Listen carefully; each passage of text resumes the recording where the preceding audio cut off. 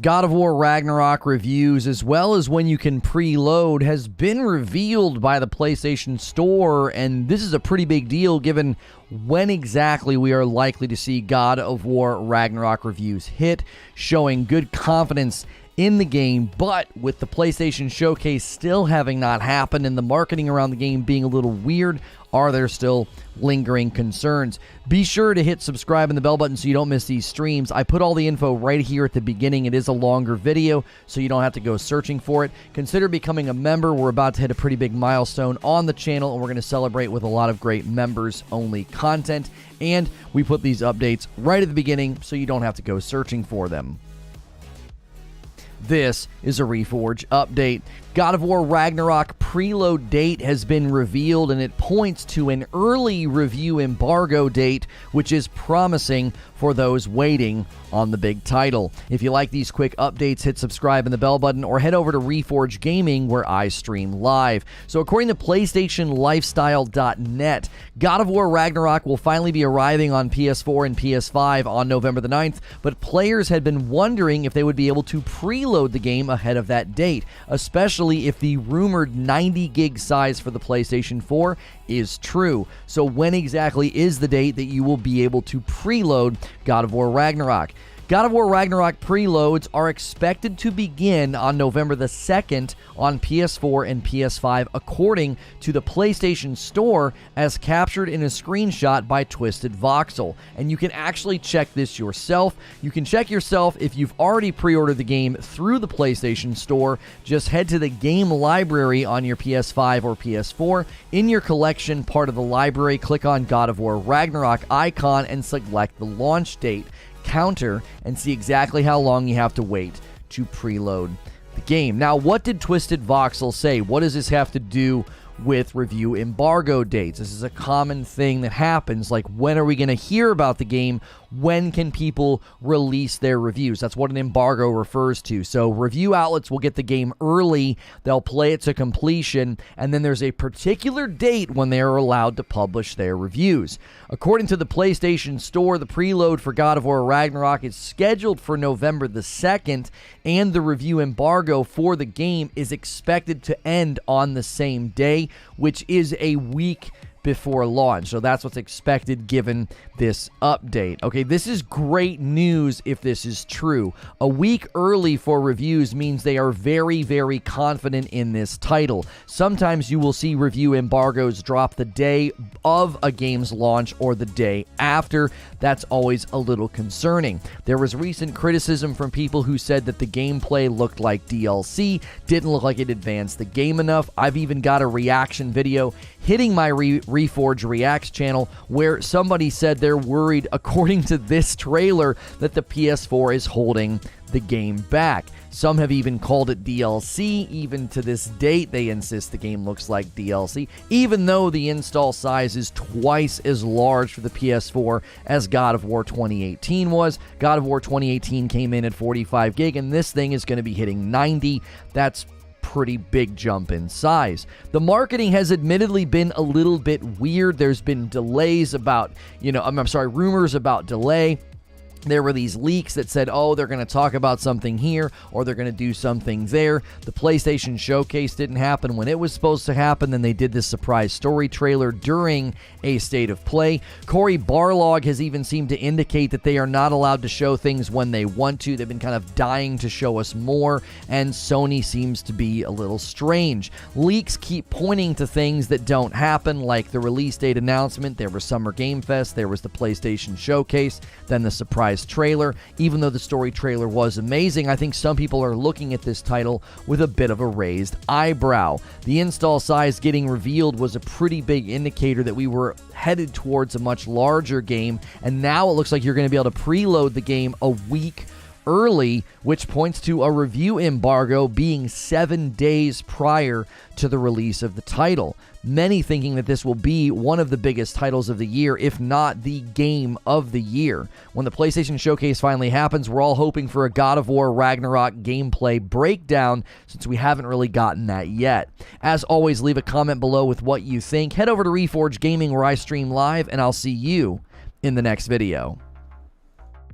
And I'll see the rest of you right now. Good morning, good afternoon, and good evening. What do you guys think about this? This is good news in my mind. Like, I saw this is like, I'm excited about this. There's always that review embargo date. There's always that question mark around when are we going to get to hear about the game from the review outlets. The review outlets will play a significant role in whether or not this game gets Game of the Year.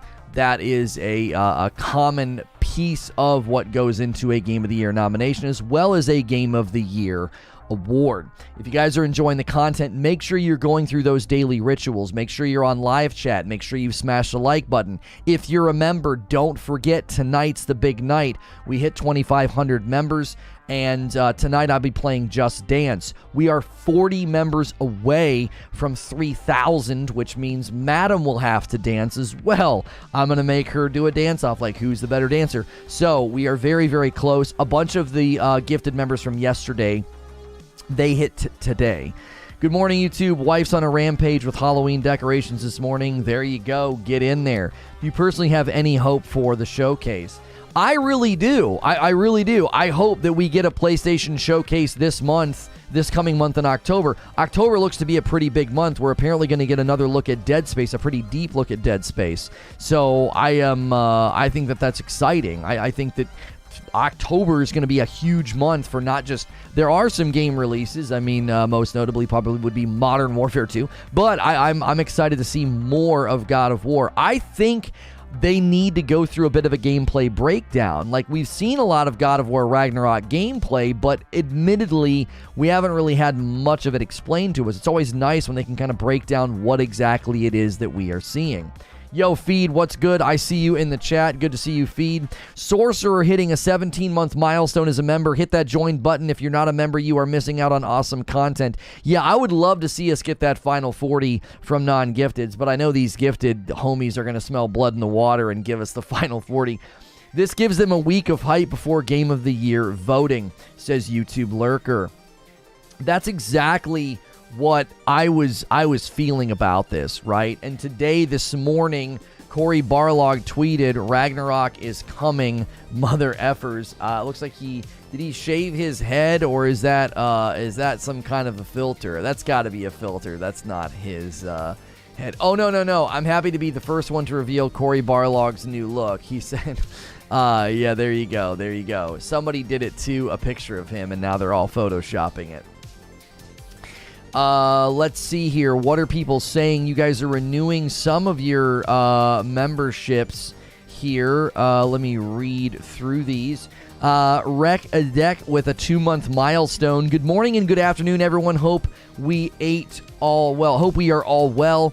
10-month milestone for Rogue Necro, and it's a tier 3. What are your Game of the Year predictions? I think the nominations for Game of the Year will be God of War Ragnarok, Elden Ring, Horizon Forbidden West, Stray, and I don't know what else really came out this year that wowed anybody. You know what I mean?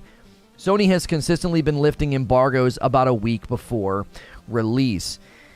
Yeah, so November the 2nd is looking like when we're not just going to be able to install God of War Ragnarok. It's going to be when you'll be able to read reviews. We'll do a whole review breakdown that day, right? That's a week early, so that'll be on a Wednesday. So that Wednesday, I mean, we'll be breaking it down here. Make sure I was bumped out of tier 2.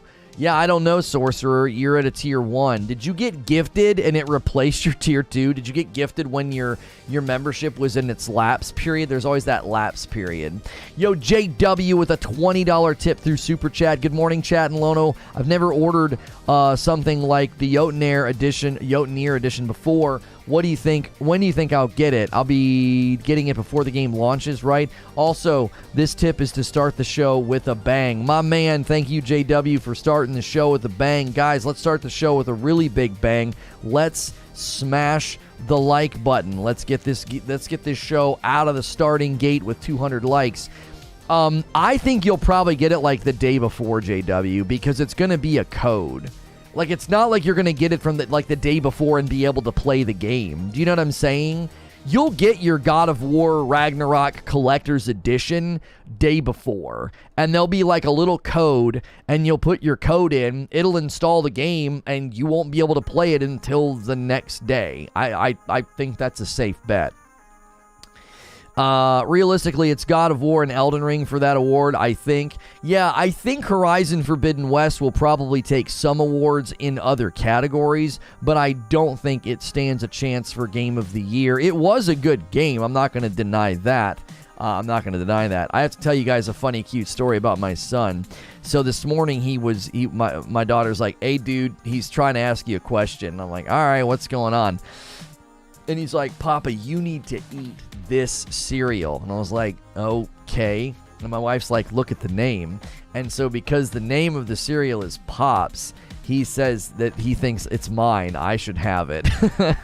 He obviously doesn't think that genuinely, like he's being cute. I thought that was a cute story. So I brought it down and I was like, I'm going to tell the stream that story this morning. He thinks it's mine. Actually, I think Plague Tale and Splatoon 3 have a good chance of being nominated. I could see them getting nominations, NC, but I don't see either of them winning for sure. My join membership on the channel says Tier 2, but the renew says Tier 1. I wouldn't worry about that, Sorcerer. That's adorable. Isn't that great? Haven't had Pops in a while. Yeah. Lono Stinks. Minion and Stinks, my kiddos' nicknames on stream. We unlocked their emotes recently. So, appreciate you guys supporting the channel so much. I forgot about Pop cereal. They're good.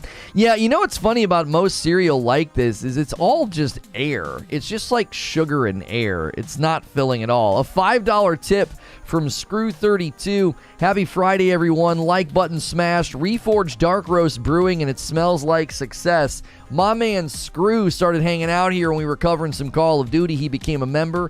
He's been tipping. He ordered coffee. I think he might have even gifted members. Guys, just to update you, gifted members acted a little funky yesterday, but they fixed it.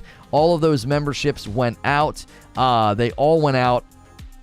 And we are at 2960, so we're 40 away. We are 40 away. So they did distribute all of those memberships overnight. So they did not go to waste. Do not worry. They did not. And then Sorcerer just upgraded to Tier 2. Thank you, Sorcerer. Welcome, everybody, into Reforge Gaming. If you've never been here before, we are covering God of War Ragnarok reviews and release date news. News about the release date as well as reviews coming out of the PlayStation Store itself. When you go and check right now when the game is launching, it says it's going to be letting you install the game on November the 2nd. I thought this was pretty big news because this is likely tied to the embargo date. The speculation is that the embargo date will drop 1 week before. Now, that's really good news for fans of the game, maybe anybody sort of sitting on the fence. You will be able to read God of War Ragnarok reviews a week before the game comes out. So if you're on the fence, if you still by that time don't think that you know enough, you will be able to do it. I love that Pops commercial. Because Fuzzy Muffin, do you know who that is eating the cereal in that animated GIF? Does anybody know who that is? I love that that's him. I downgrade and upgrade back to Tier 2. Not sure what happened. No worries, Sorcerer. Who in the heck is sitting on the fence with this game, says Josh. I mean, I guess we'll ask the audience right now. Is there anybody right now that's still on the fence about this game? Do you feel like it's not going to be a big enough uptick? Isn't that Jesse? Yeah, it's Aaron Paul. Yeah. It's Jesse Pinkman. Yeah, Aaron Paul from Breaking Bad. Yep. Somebody brought that up during an interview with him once. Somebody found that and asked him, and he was like, "Yeah, that's me." Yo, what's good? I'm Rich the Swag Lord. How are you? Preloading the download file is such a treat. The little things in life are appreciated. I know. If Elden Ring doesn't beat God of War, it will only be because it's not literally brand new. I don't know. Yeah, that's me, bit. That's what he should have said. Listen, I don't think if God of War Ragnarok wins Game of the Year, I don't think it's going to be because it's new. There's going to be more to it than that. There's a lot in this game's corner. You know what I'm saying? I've jumped over the fence once it was revealed, says Christopher. I'm getting it, says Caleb. I just hope that there's enough innovation on the gameplay to keep me hooked. An extra weapon or two would go a long way. I think at some point we're getting Mjolnir, but the fact that Thor is in it as much as he is, we might not be getting it. Unless we get it from him and when he keeps showing up and fighting us, he doesn't have it and he has to just use lightning, you know what I'm saying, without the hammer. Like, I don't think... does he need Mjolnir in Norse mythology? Like, they acted like he didn't need the hammer in the MCU, but that's not necessarily rigid to the actual lore surrounding the character of Thor. I just need to be sure I get an SSD to upgrade my PS5 before my copy shows up at my front door. Why do people want to upgrade to an SSD? Doesn't it already have a really good SSD in it already? I will use my Stadia refund to pay for it. I didn't even want to cover that. It's such a sad story. There was like a developer on one of the tweets. They were like, we have a game coming out in like a month for this. I'm like, I shouldn't laugh. That's freaking sad, man. That's sad. It runs better on SSD for more storage. Oh, for more storage. Okay. So you're not doing it because you need an SSD. You're doing it because you want more storage. Could we get 45 more likes on the video? Let's get 200 likes super fast on this live stream. Looking from the trailer, says Ant, I saw them, the fighting system less on a horizontal plane and added verticality. By the looks of things, that should invigorate the gameplay a little. I assume he's talking about internal, so we can keep all the games we never touch on the main SSD. That's right. That is right. My PS5 built-in SSD is maxed out from like 5 games. Yeah, I uninstall games all the time. Don't get me wrong, Elden Ring is great, but not God of War level. Yeah, I like the tweet from you, Doc. You retweeted this morning about Stadia. Yeah. He got Fwiz pretty good. Yo! Kat is starting the morning off. She says, woohoo payday and gifted members are back and they are working once again. We only needed 40 members to get to 3,000 and Kat gets us halfway there with a 20 gifted member bomb. That is freaking huge. Corey, just an old gamer. Inno, Grizzly Adams, Rude, Rogers, Krebsy. Good to see Krebsy get one. Duke, Elorphin, Cool Picks, Cobain, Riley, Holloman, Dustin Straw, Vinny, Gill, and Ebola Ketchup, Just a Fat Gamer, Camille, Sean W, Backwoods Biscuit, got it again, Tina, Raphael, Sony Kent, Mirlende. Listen, every single one of those names I recognize. You guys can now be here for the big stream tonight. I have to play Just Dance. You guys are probably going to get us to 3,000 members, so my wife will have to have a dance-off with me. We'll see who the better dancer is. Ganks with a $10 tip through Super Chat. I'm not spending that kind of money for a DLC. Drinks Dark Roast. Sorry, not feeling myself this morning, but now I'm good. I'm buying a PS5 next month when God of War hits, says Ganks. Thank you for the $10 tip. I appreciate that very, very much. If you guys haven't done so yet already, click the like button, click subscribe. The more often you hang out here, the more likely you'll get a gifted member. We have covered God of War Ragnarok quite a bit on this channel, and we have really, really enjoyed the turnout and the excitement as we anticipate this thing. He called it a DLC, and then he took a sip of coffee, and then he said he was excited for the game. So he's making a joke about how he hadn't had his coffee yet this morning. We're still running with that joke? Yes, we are still running with that joke periodically. Yes, if you guys haven't hit subscribe yet, and we would love to meet some new people. We have not yet seen a new subscriber this morning, so we may be primarily hitting our existing sub base, which that does happen with certain topics. Certain topics we just don't get spun up and spit out onto the platform. We are now 22 members away from 3,000 members. I wish I could afford a PS5 to be able to play Ragnarok, says Silver Subaru. Elden Ring has proved itself to be a monumental game. Saying it's not on the same level of God of War is just silly in my opinion. They're both going to be neck and neck for Game of the Year. I tend to agree with what Rogue is saying like Elden Ring's not on the level of God of War Ragnarok. Like I think Elden Ring has proven its stripes, has earned its stripes. Like it is a tectonic game. I think it's an industry-defining game. It's a generational game. I think people are going to look back on Elden Ring the way they look back on Skyrim. I really do. I still think that that's a reality about that game that is going to be a thing, right? People lose their minds in Facebook's groups. Oh my gosh, I can preload. I don't see how it's such a big deal to the consumer, not the developer. People will spread. What's the debate going on in chat? In Discord about preload? People will spread out their downloads. People will buy on different days. It makes a massive difference. I don't know why you're seemingly against it. Kratos says, what is Kratos? Doesn't really change anything. Those same million are going to try on the 2nd. Having many people download the game at the same time isn't good. Oh, right. Yeah, I actually think spacing out the downloads is a really, really good idea, right? A lot of the times whenever you have a situation like this, you have a giant title that everybody's looking forward to. That is 100% when you need that preload, man. Like, you need to be able to preload that sucker, because if you can't, you're going to have everybody trying to do it on the exact same day. That'd be terrible.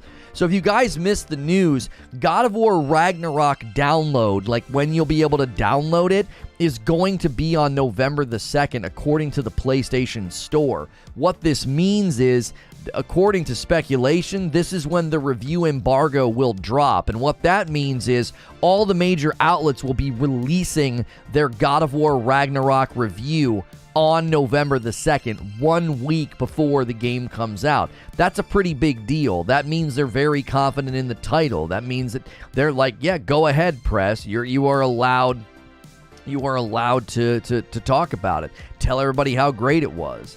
Elden of War Ragnarok. There you go. If I'm on West Coast, if I buy the digital version, will I get to play it sooner? What? No. It's not... You living in a different time zone doesn't create time travel, my friend. It's earlier in the day for you, but it would be at the same time. Like if a game... I'm trying... I didn't mean to laugh. Yes, he will. No, he won't. What do you mean? They usually do midnight Eastern, which means he can play it earlier in his day, not earlier in general. Typically, the way they do this is they have that time on the game unlocks. Yeah, it's earlier in the day for you. It's not necessarily earlier. Like, it's not objectively earlier. It's subjectively early for you. Guys, you gotta move out west, man. You gotta move out west, bro. We get stuff before you. No, you don't. You get it at the same time as me. Well, what time is it for you? Well, it's midnight. Well, it's 9 o'clock for me, bro. I got it earlier. I got it before you. No, you didn't. I'm teasing. You do get it earlier. You do. So, like, if it's a work night, that actually is to your advantage, right? You can start playing at 9, put in 2 or 3 hours, and then go to bed at midnight. If we put in 2 or 3 hours, it's 3 in the morning. So, listen. It's an advantage. I will give you that. Skill Up says he stayed up all night playing Reach Finals. I don't think I've had this much fun in a new shooter IP since Apex. Gunplay, map design, destruction engine, outplay potential. It's just so good. Put this on your radar. Yo, Matthew Johnson getting us a little bit closer to 3,000 members with 5 gifted members. Stephen Homer, Wild Mustang, Blue, Jiraiya, and I don't have any idea how to say that one. Right there, that puts us a little bit closer. We are now like 17 members away from 3,000. Will you play on stream? Will I play what? God of War Ragnarok? Oh my gosh, yes. I hope I can play God of War Ragnarok to completion. I hope all y'all are here, and support it. Can we get 6 more likes on the video? Let's get 200 likes for the first 30 minutes of the broadcast. Welcome in. What's the sub count? I can do another 5. I'll tell you. Oh, the member count? Here, I'll tell you. It's working again. So the members are going out almost instantly now. We are at 2,984. 2,984. I don't even know what freaking emote we will do that we haven't done. I truly don't. We could do Lono Pray, Lono Soap, maybe the soapbox. Like when I get on a soapbox, maybe we could do that. Lono Soap, because I think we have Lono Preach. We don't have Lono Sad. No, we don't have Lono Sad. We don't have Lono Soap. We have Lono Preach. We do. We have Lono Preach. We have Lono Blind, Lono Bald. We don't have Lono Pray. I don't even know. Where's Dadgum? I don't even know where Dadgum is, dude. I don't know where Dadgum went. I really, really don't. I'd have to check my email. I might be able to track down Dadgum. The dead pixel. Oh, it moved. It moved. Sorry. Nothing I can do about it. Yeah, it wasn't there a second ago.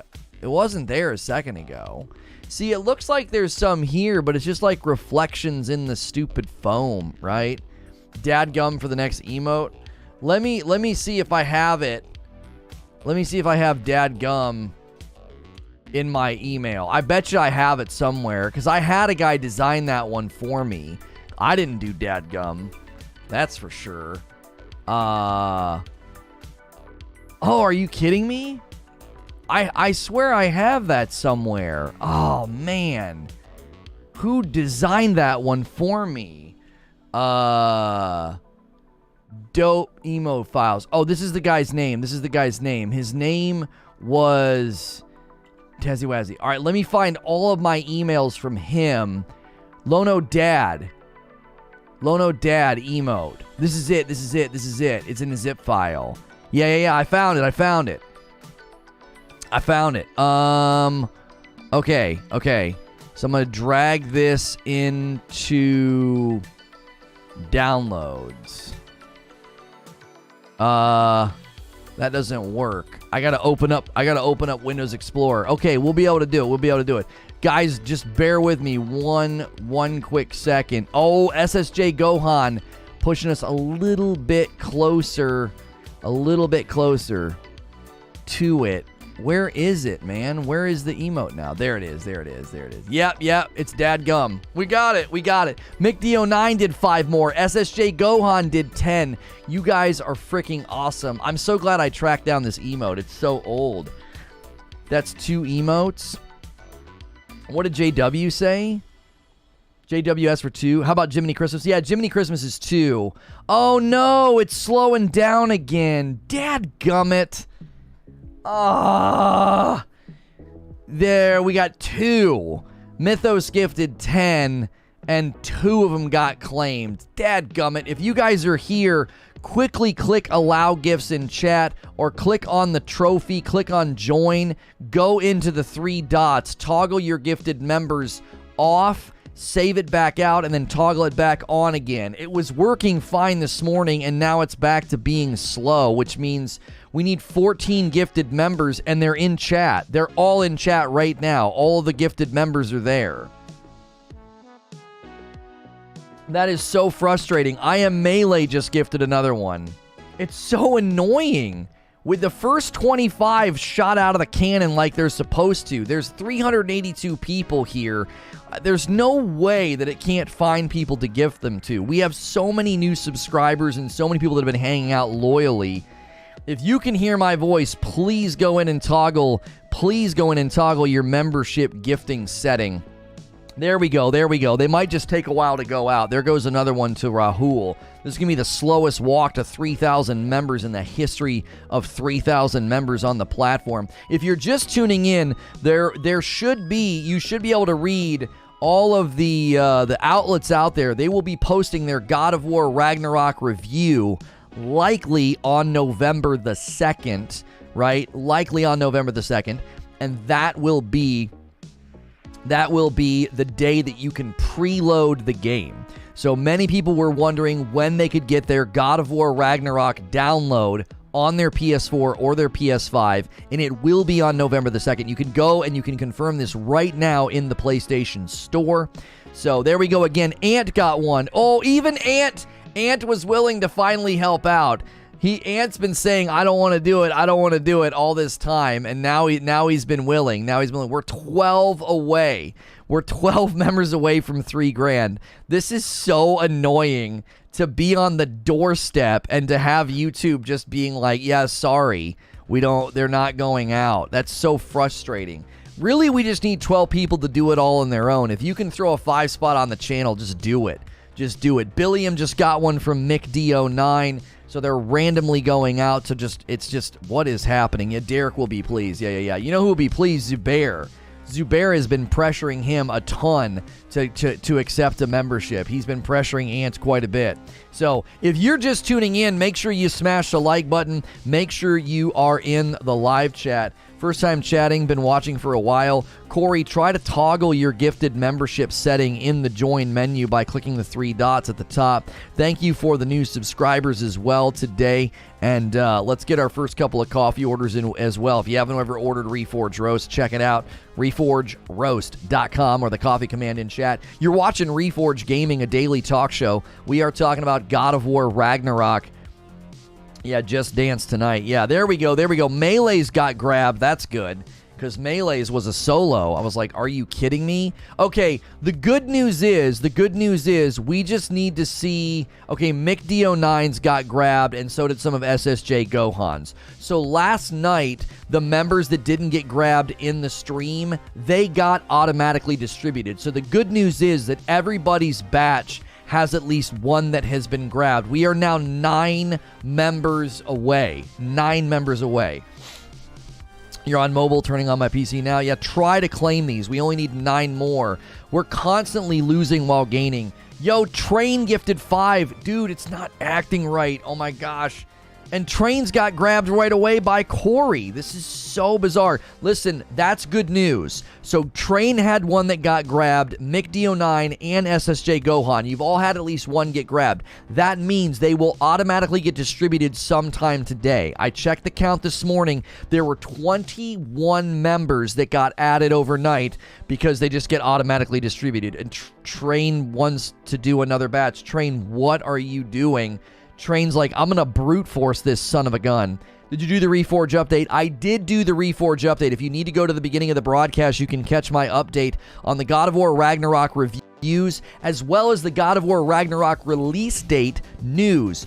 You can preload the game on November the 2nd. That means that's 1 week before the game comes out. That's on a Wednesday. We'll be covering the game that day, because more than likely that day there will be a God of War Ragnarok review on every single dadgum gaming website in existence. So they will all be dropping their reviews that day. That's the likely embargo date drop. We are now 7 members away from 3,000. You guys are trying to brute force this. If you can hear my voice, try to set your settings to allow gifts to grab some of these gifted members in chat, or just do your own membership. Just do your own. Click the join button, throw a 5 spot on the channel, and help us hit this massive goal. The 3,000 cannot have it without the Train. There it is. Another one of Trains went out. We are absolutely breaking their system. I truly think that we are. Train, what are you doing? It's acting goofy, and you're trying to just push it through. He's literally gonna beat this thing into submission. Train with another 10 gifted. Bro, settle down. You might get a refund for one of these, Train. Each of those batches needs one person to grab one. You're going to break and crash YouTube? Yeah, they're going to come in here and be like, what are y'all doing? Why are you breaking the system? If you guys are enjoying the coverage, make sure and hit the like button. Make sure you're on live chat. A great way to get a membership is to click subscribe, start talking in chat, and click allow gifts. It'll see you as somebody who's engaging with the channel, and it might give you one of the gifted members. We need 7 more, and there are so many potential gifteds that should be trickling out, and they're just not. I am not sure what YouTube is doing. I can't believe we don't have 7 people in chat that'll just do it on their own. They're just, the gifteds are just hanging there. It's like, we need 7. 7. Freaking unbelievable. If it keeps up, the system's going to crash and burn. I'm not on the VIP level yet, but I went for support for sure. If they stop messing with it, you would not have to break YouTube. I know. It's pretty frustrating. Let me throw out one of the discussion questions so we can kind of get things back on course. So, since we now know that the review embargo for God of War Ragnarok will likely be dropping on November the 2nd, that's 1 week before, I want to know, how much do early reviews affect your view or purchase of a game? Not just for God of War, but for games in general. Do you look at game reviews a week early, and do you really take them into consideration? How much do they affect your view of a game, whether you're going to purchase it, what you think about it, all of those things? That's the question that I have. That's our discussion question to kick things off, because we're getting kind of sidetracked and distracted. Gifted members are supposed to be quick and over and exciting, and YouTube is once again having them not work well. So, depends on the game, says Jastification. Snake Eyes says, I don't need somebody telling me if I'm going to like or dislike a game. I'm usually pretty good at knowing myself.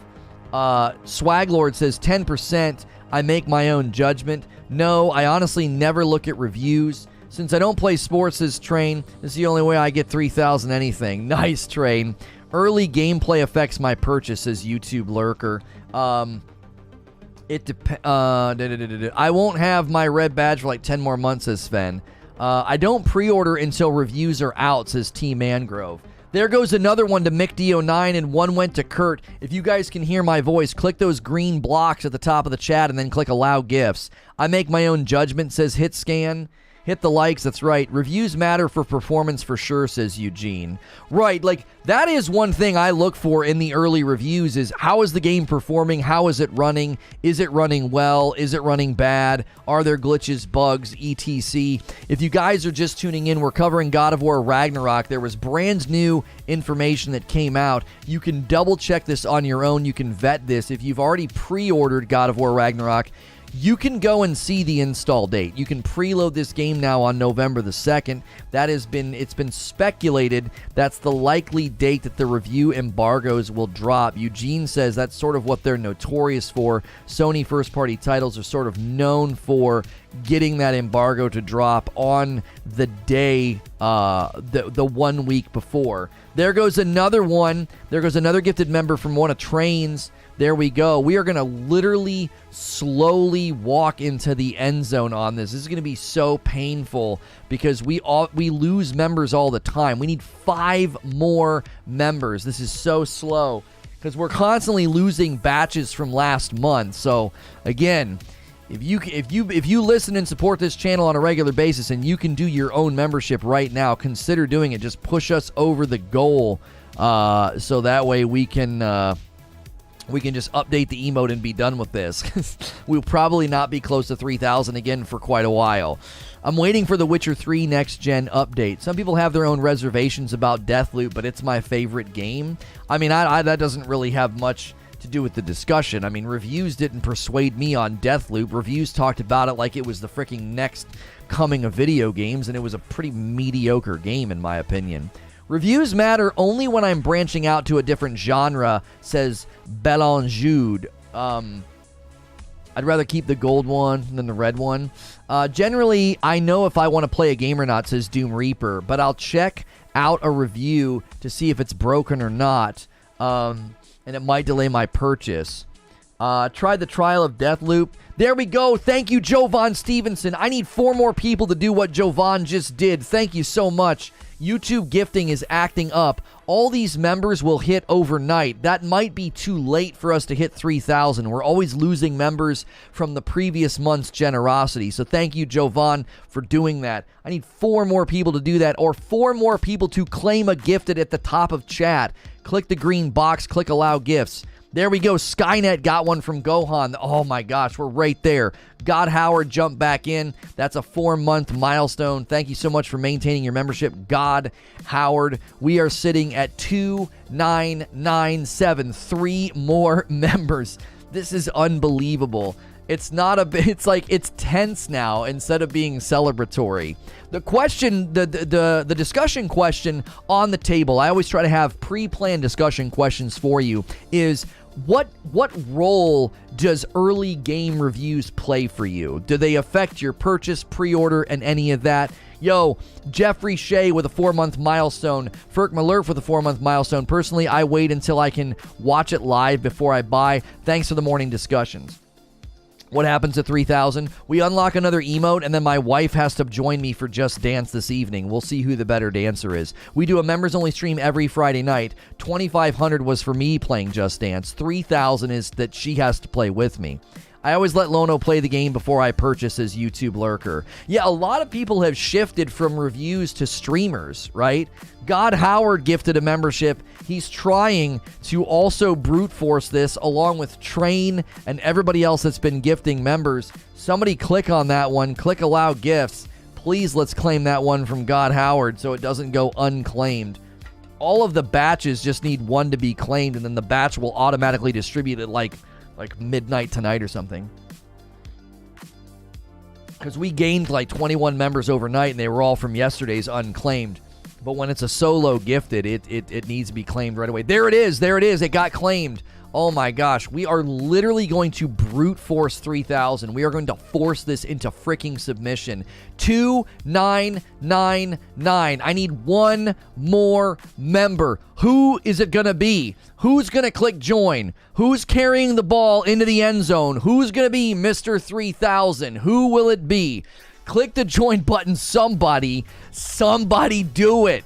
We are on the doorstep. We need one person. I need one. Insomniac Black says, let's brute force this son of a gun, and gifts 10. He gives 10. Super Gaming gifts 1. Somebody's got to claim these. We need one more stupid frickin' member. Come on, YouTube. Train gifts 1. There it is. Ron M. Mr. Ron M. Ron M claims 1. Close Guard claims 1. That puts us over the 3,000. We've done it! We've done it! Ron M, you son of a bitch!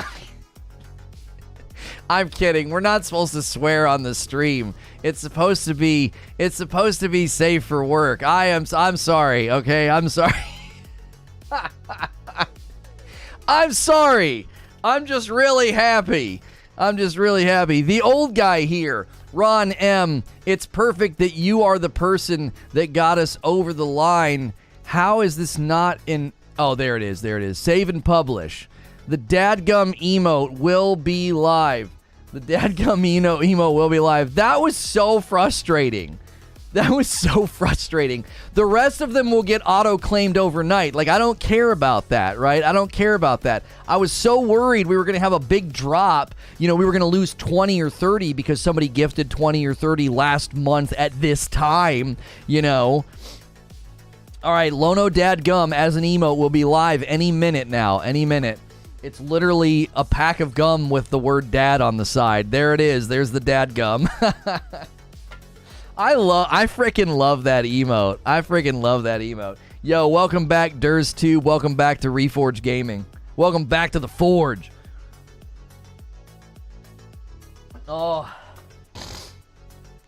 It's going to be really, really hard to maintain that, right? We need everybody who got a gifted membership that if you enjoyed it, show that appreciation and jump in next month on your own if you can afford it. If you can't afford it, we totally understand. But we love to make space in the member pool for people who cannot afford it. And that's a great way to do it, is to pay it forward the next month and jump in on your own. The discussion question for the day is that the God of War Ragnarok reviews will be early. It's looking like they're going to be early. They're going to be arriving 1 week early. The preload date. Can we get Dadgum in the Discord? Oh, yeah. Yeah. I can do that. Emoji. Upload emoji. There you go. Uploading it. And let's see. Dadgum. There you go. All right, it's in there. There you go. There's the dadgum emote. It's in the Discord as well. It's such a corny emote. I love it. Pack it up. Let's go home. We did it. Call it. That's the end of the day. Good to make your day. Just don't expect me to watch you dance. I appreciate you, Ron. I appreciate you. I do. Guys, let's go for another milestone. Let's go for 4,000 members. I'm just kidding. Could we get 24 likes on the video? We need 24 more likes for 300. Let's go for that milestone. That's a free one. That doesn't cost anything. Let's go for a milestone that we can all help with. Everybody smash the like button, right? Let's get this one going. Let's get this one across the line, right? That's an easy one. That's an easy one. Even I'm going to help with this milestone. There we go. There we go. That's going to help us just a little bit. A 5-month re-up from DurstTube. Thanks for hitting your milestone. I received a 50% off sub for the first time joining. Guys, if you want to be a first-time member, see if there's a discount. Sometimes there's a limited time discount on your first-time membership. So thank you, DurstTube. Just got here. Yeah, Ron M is now Mr. 3000. So thanks for being here, Mr. 3000.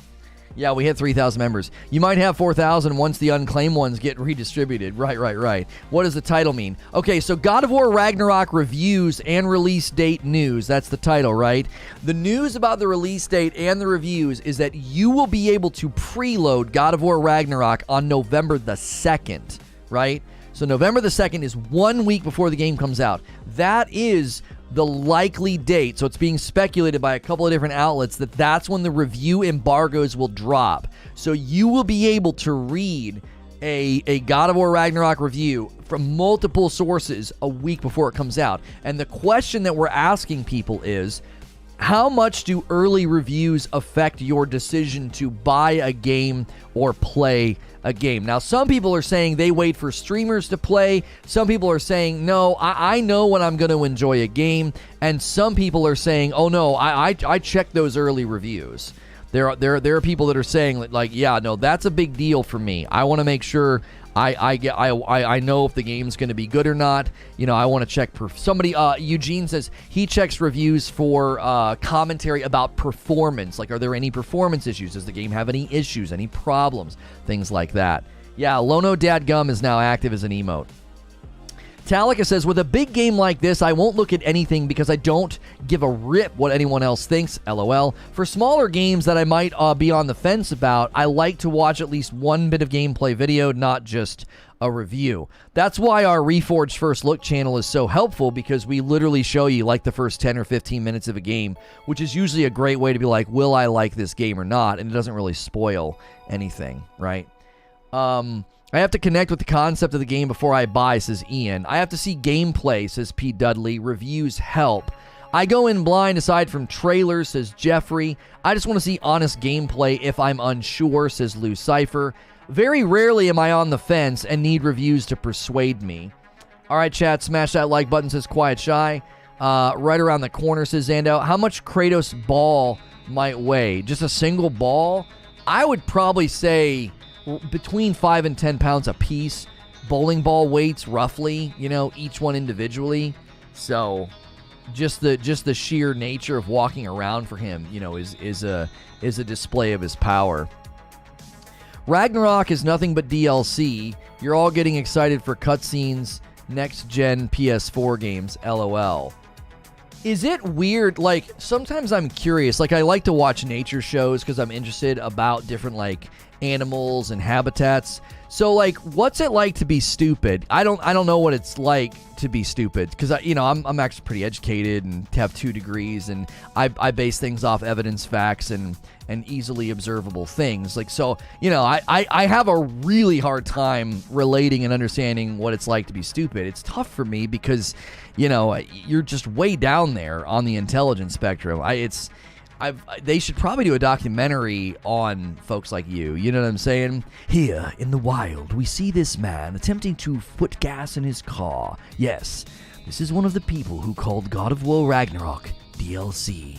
Let's see how long it takes him to figure it out. We're going to put it side by side with the chimpanzee, who also put gas in a car as an experiment with motor function and intelligence within the chimp world. Seemingly, this dum-dum can't keep up with the chimp. Like, like how dumb are you?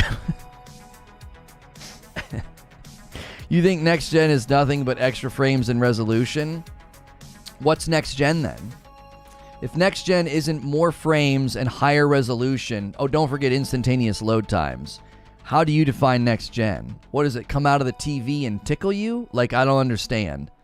So when they promoted the PlayStation 5 and the Xbox Series X, and they talked about frames per second, resolution, and load time, those were like the 3 bullet points that they marketed the next-gen consoles on. So they were saying that, and I guess that's not next gen. So what is next gen then, right? Better physics, textures, and IA? I think you meant to put AI.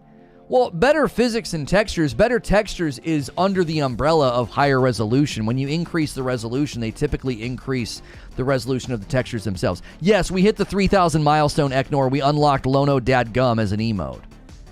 Like, you know what I'm saying? Next gen is something like Starfield, where you can visit 1,000 worlds.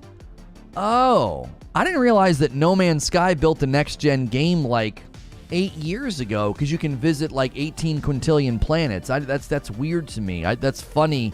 That's how you you find next gen by it's Starfield, guys. Starfield. That's it. That's it.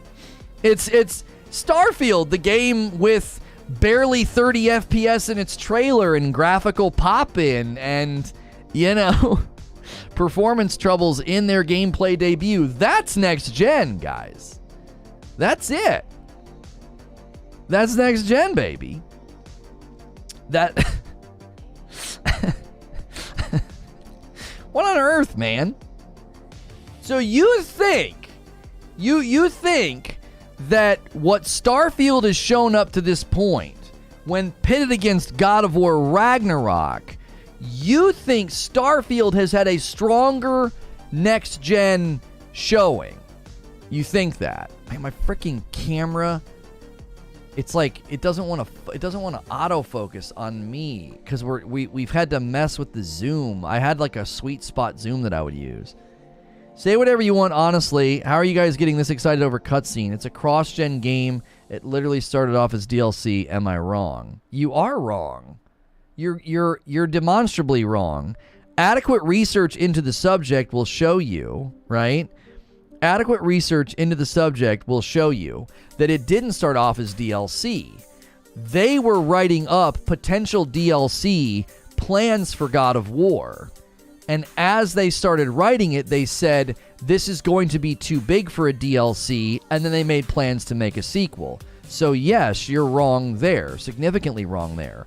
Second, we're not just getting excited over cutscenes. We have seen significant amounts of gameplay that is completely different than what we did in the last game. Faster, more fluid, the graphical fidelity's been increased, the movement speed's been increased, I think the FOV's even been expanded a little bit. He has new moves that he couldn't do in the last game, new depth of combat. We have details about the depth of combat with the shield system and how you're going to have different shields with different abilities, increasing that combat fluidity and moment-to-moment choosing with like parries and the like, verticality in the fighting, being able to tether your way around. Install size is twice the install size of the previous game on the PS4, going to all 9 realms.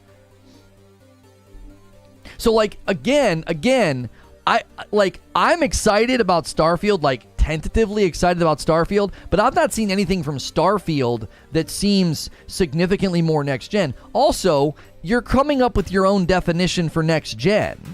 You're like, well, next gen isn't increased resolution, frames, and load times, even though that's literally how the next gen consoles marketed themselves. Both Sony and Microsoft don't know what they're talking about. I know what next gen is, and next gen is Starfield being able to go to 1,000 planets.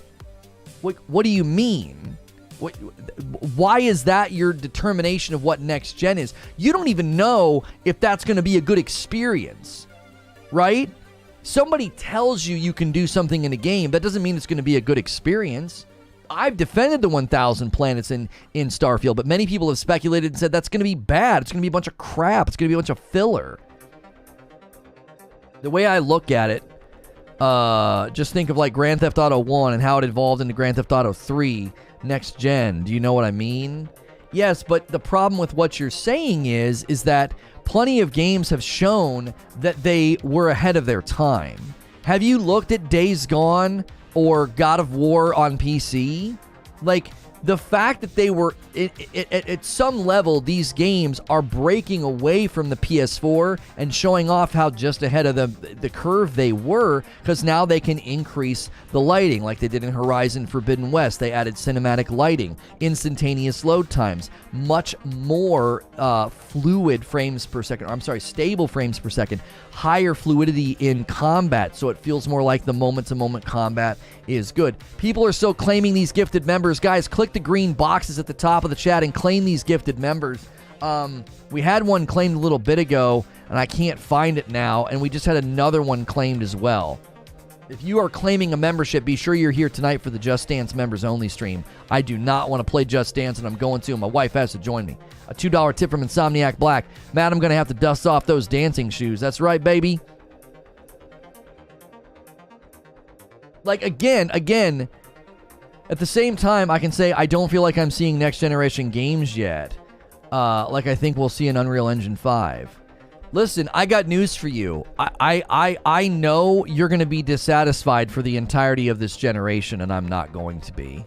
Because if you look at God of War Ragnarok, and you look at that gameplay, and you say that's not really next-gen, I got news for you. You are going to be, like, literally pouting for the next 8 years. You're just going to be pouting. You're like, nothing really looks that good. Why? Because the ceiling of what the PS5 and the Xbox Series X can do, we're at the ceiling. We're at it. We are. They ported Spider-Man to PC, and if you want to run like 4K ray tracing, you get 30 FPS on a really strong computer. A computer that's stronger than the PS5 and the Series X. You're not going to get beyond what we're looking at right now. Not by a large margin. Now, they might get more effective at using the equipment. They might get more effective at optimization. So, like, maybe Spider-Man 2 has noticeable graphical differences in it when compared to Spider-Man and Spider-Man Miles Morales. But I'm telling you right now, you are going to be absolutely shedding tears, pouting for the next 8 years. Because these games look incredible. And you're like, it just isn't good enough. Hellblade blows away Ragnarok graphically. It looks like next gen. Stop being blind. But again, no, I don't think so. The graphical fidelity in Hellblade 2 and what we've seen up to now, I do not think looks like miles better than God of War Ragnarok. I think they look very close in graphical fidelity. The texture detail, the worlds, the faces, the emote capture, I actually don't agree with you at all. And I'm a huge Hellblade fan. It's my favorite game of all time. And Hellblade 2 was a mixture of cutscenes and gameplay, as we've seen a mixture of cutscenes and gameplay in Ragnarok. And I've not seen anything from Hellblade 2 that looks miles better. Are there elements of Hellblade 2 that look better? Yes, I would probably say faces, eyeballs, facial movement, things like that do look better. But as far as world creation, enemy creation, animations, movement, that all looks about the same to me. The last Hellblade trailer is all gameplay? No, it is all. No, I thought they said it was all in-engine. They said it was all in-engine. They didn't necessarily say that's what gameplay was going to look like. They said this is all in-engine, which means they're fully rendering a slice, homie. Like, you do understand that when someone fully renders a slice in-engine, they can make things look way better. Way better than when the game actually comes out. No, they said gameplay. Go look it up. I'll grant your point. Let's say it's gameplay, Sebastian. Let's say that Hellblade 2 footage is actual gameplay. I don't see anything in that gameplay that looks miles better than God of War Ragnarok. And listen. I agree with God Howard. You're just a console warrior, bro. You're literally picking titles that you know are tied to Xbox to try to claim that Ragnarok's next gen. You literally said that for you, next gen is going to 1,000 Planets in Starfield. Like, you actually think, up to now, the showcasing of Starfield is somehow more next-gen than God of War Ragnarok. You know you can't win that battle, because there's been plenty of graphical breakdowns of the Starfield footage, and it's embarrassing some of the things that are in there. Jittery shaking shadows, really low-res textures, graphical pop-in, barely able to maintain 30 frames per second, actually dipping below 30 frames per second. So you know you're going to lose that front, and you got to run to Hellblade, a game that's striving for a completely different graphical style with photorealism and real-looking characters, and an art style of people that are directly being put into the game with their emotion capture and the Unreal 5 engine. You're like, that's next gen. You are going to be grossly disappointed this generation if you think every single game coming out that is next gen needs to do what Hellblade 2 is doing. You're going to be grossly disappointed. It's funny how people have unrealistic expectations about next gen and wants the price tag around $500. How hard is it to understand that hardware upgrade is the next gen system?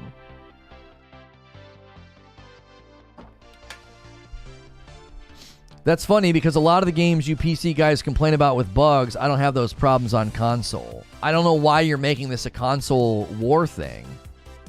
Yeah, you missed the 3K ding. We unlocked Lono dadgum. I don't know why you're making this a platform war, bro. It's not a platform war. You came here this morning and invoked this, Sebastian. Nobody else. I want you to wear that hat. Nobody this morning was talking about console this, console that, this game's better, this platform's better. Nobody was doing that. You did that. You brought that to the table. You're the one who brought it to the table. You wouldn't have just attacked me for playing games on console? What do you mean? No. Nobody attacked you for playing games on console. What are you talking about? Nobody attacked you for playing games on console. You came in and said that we were getting excited for cutscenes that weren't next gen. And when you said that you took it to me, you pointed at me and said, remember, Lono, you think more frames and higher resolution is next gen. Yeah, you're right, because that's literally how next gen was defined by the companies themselves. You're the one who brought that here. You brought it here to the table. Literally clicked on the video to say it's DLC. Says a lot there. Right. I don't care what platform you play on. I don't care. I don't care. I love my Xbox Series X, and I'm looking forward to playing. I am looking forward to playing Starfield. It's not about that. You come to a God of War Ragnarok stream and you go, I don't know why people are getting so excited about cutscenes. It's not really next gen. And when people push back on what you're saying, you bring up Starfield of all games. Like, Starfield is somehow put on a show or a display that's next gen. You know that's a bogus claim, so what do? You run to Hellblade 2? Like, really? Different art style, different game, different approach to storytelling, different approach to character design and models, and they're using the Unreal 5 engine, and you're like, yeah, that's next gen. You're just cherry-picking, surprise, surprise, you're cherry-picking Microsoft property to be like, that's next gen. You suspect. You suspect. You're picking Microsoft property and acting like, no, that's next gen. Isn't Hellblade equivalent to something like God of War? They're in similar categories, but their art styles are completely different. It would be like looking at Horizon Forbidden West and their facial design and being like, bro, Horizon Forbidden West blows the model and character design of Elden Ring out of the water. They have different art styles, bro. They're going for different things. Their approach to making a character move and talk and animate, it's a completely different approach to character design. And as far as commercial success, I mean, Hellblade's not going to come close to God of War. Does Hellblade have a world serpent? Hellblade equivalent to God of War? Tell me you've never played either? Yeah, they're very different games. I mean, they are over-the-shoulder action combat-based games, but their approach to gameplay is grossly different. Their approach to storytelling is dramatically different. They're not even remotely the same in that category at all. Different games have different priorities. Developers can do anything but not everything. Some games focus on graphics and some on gameplay. Right, the size and the scope of God of War Ragnarok compared to the size and the scope of Hellblade 2, we don't know that yet. We don't know if Hellblade 2 is going to look, it's not going to look. We don't know if it's going to be the same size as Ragnarok. Ragnarok's setting itself out to be a pretty enormous game. If you guys are enjoying the content, we are 1 hour into the broadcast. They typically encourage us to run ads at the 1 hour mark. I don't do that. Yo, Zip Tie wants to jump in and become a member. Total member count is at 3,002. It's a really good thing that we hit it when we did, because we are slowly losing and gaining at the same time. Thank you, everybody who jumped in today as a member. Guys, if you're enjoying the broadcast, smash the like button. Let's set our sights on 400 likes. We only need about 40 more. I don't care how much at this point, whether it's next gen or not. I think by definition, God of War is. I just want a good game. So you think God of War Ragnarok gameplay is amazing. You don't think it's kind of mid-gameplay? No, why would you call it mid-gameplay? Homie, I play more games in a week than you probably play in a month. Do you want to know what mid-gameplay is? I can show you mid-gameplay.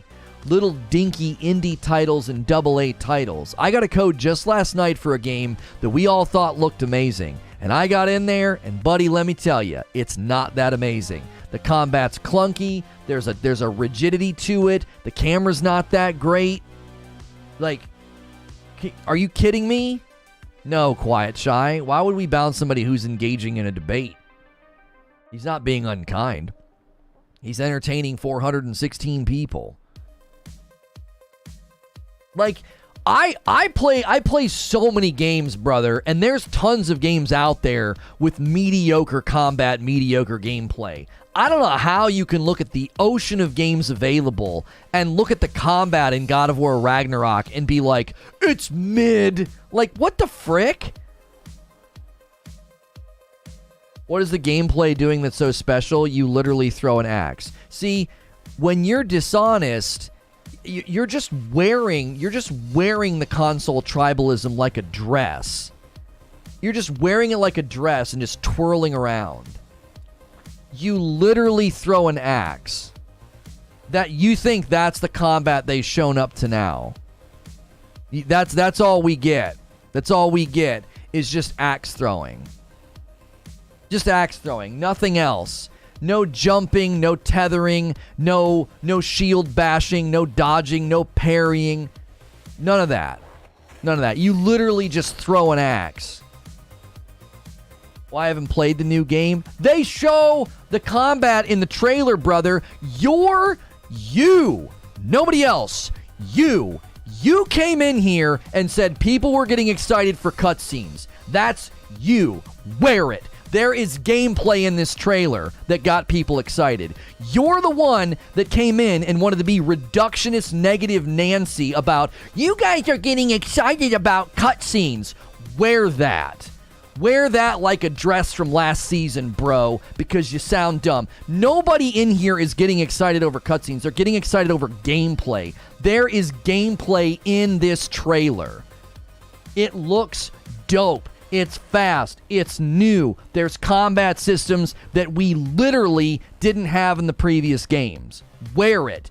You came in and did this. Nobody else did. And I come down hard on people like you because we bopped a bunch of people like you out of this community because it's irritating. We're in here trying to have a conversation about God of War Ragnarok, and here's when the review embargo will likely drop, and how do game reviews play in your decision to buy a game, and what do you typically do when buying a game, and how do you do it, and you're going, you guys are just getting excited about cutscenes. It's like you come in full-scale level 10 butthurt that PlayStation users are about to have a great game to play. You know what I'm saying? You don't have to read me. Don't get so excited. What do you mean? You came into my house. You came into my house and wanted to talk down to 400 people. What do you mean? Don't get so excited. Have you ever been here before? Do you know where you are? You're locked in here with me, bro. Watch this gameplay and tell me that this is just throwing an axe.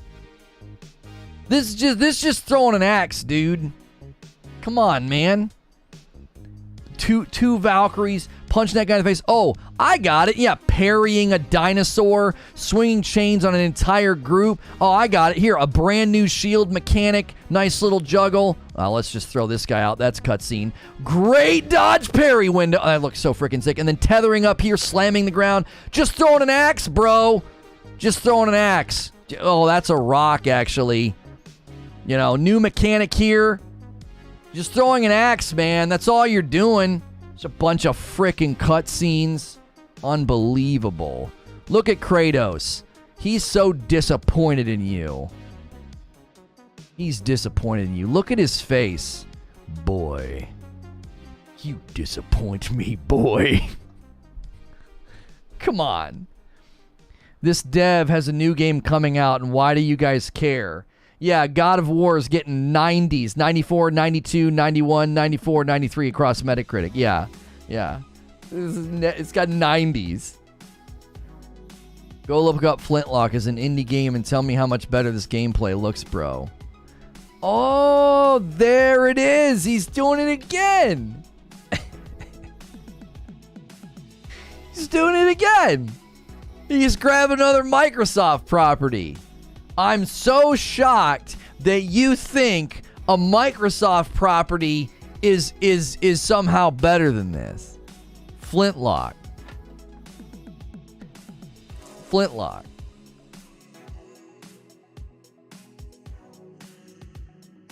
It's not a Microsoft property? Yes, it is. Flintlock's a Game Pass game, is it not?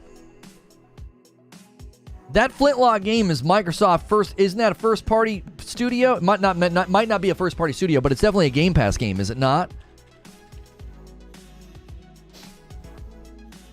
Yeah, Flintlock Siege of Dawn is launching day one with Game Pass.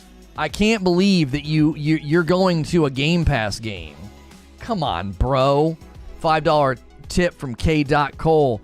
Let's be minimalistic about Halo. It's just shooting guns. Okay, so it's not Microsoft property, but it's definitely a Game Pass game, bro. I swear Lono pays people to come in here and act a fool. I just looked up gameplay of Flintlock. It does not look very good. I mean, I'll take the Pepsi challenge. You guys want to compare Flintlock to God of War Ragnarok? You want to take the Pepsi challenge? Yo, Abe just upgraded to a tier 3. Oh, by the way, Flintlock's trailer just so happens to be on the Xbox channel. Yeah, but it's not being considered an Xbox title. They're only doing the marketing strategy. They're doing the marketing contract for it, and it's day one Game Pass. But yeah, man, it's an old gen game by his definition. Well, what he's saying is that what we're seeing in God of War Ragnarok doesn't look any better than what we're seeing in this game. Apparently, God of War Ragnarok is not doing anything special because there's another game with an over-the-shoulder camera where you have an axe.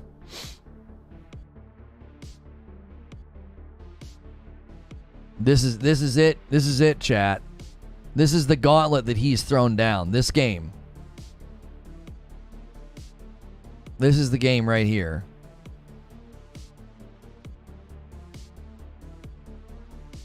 This game doesn't look bad, by the way. This game doesn't look bad. But this is the game that he's saying that God of War Ragnarok is not better than this. Let's remember it's an indie game. No, you're the one who brought this up, not me. You brought this up. Let's go back and read what you said. Okay? I want to see the exact phrasing. I don't want to misquote you. Go look up Flintlock, an indie game, and tell me how much better this gameplay looks, bro. So, you were insinuating that God of War Ragnarok gameplay is not much better than this.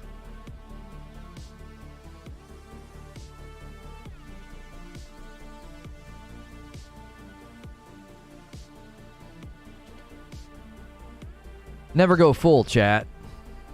Never go full. Come on, bro.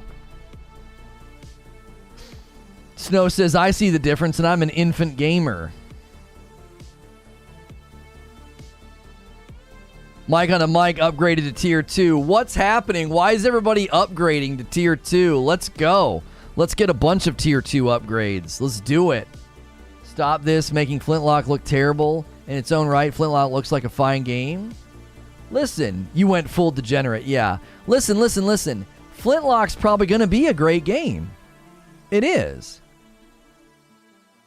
It is. It looks great for an indie title. But don't come in here and tell me that a AAA trailer from Santa Monica is barely better than what we just watched. See, but he's showing you the old trailer that they announced the game. I'm telling him to show the new trailer. I'm showing the old trailer. This is September the 2nd, homie. 28 days away.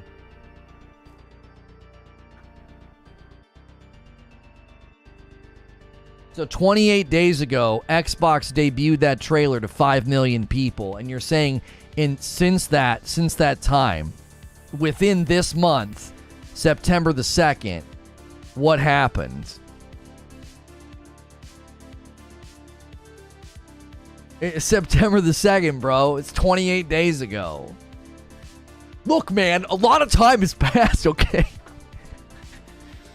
That trailer didn't come out in September. They showed that at Microsoft. It's the Gamescom trailer, homie.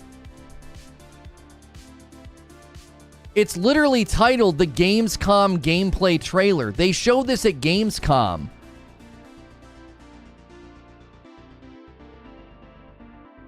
They've since built it in UE5? What do you mean? Why would they show that at Gamescom if that's not what the game looks like? That doesn't even make any sense. There's a newer trailer where they show all kinds of different combat techniques is what I'm trying to say. Listen, homie. You man, oh man, your back pedals are meticulous. First it was, well, next gen is Starfield because you can go to 1,000 planets, which is absolutely dizzying as an argumentation point. Just truly dizzying. And then you run to Hellblade, and multiple people are kind of telling you that that's kind of silly as well to claim because it's a different engine and a different art style and a different approach to making a game. So now you're going to run to Flintlock, and when Flintlock clearly looks like an indie title, it doesn't look like a bad game, but it looks like an indie title, you're like, bro, there's a new trailer that shows more stuff. Like, come on, man. You've gone full. You did this to yourself, not me. I didn't make you come in here and say, you guys are just getting excited about cutscenes. That was your choice this morning to do that, right? And I said, oh, and like a teacher at the front of the class, I drug you up to the front by your ear and said, make your case. I'm a weirdo, yet we get Sony fans out here comparing The Last of Us to Doom.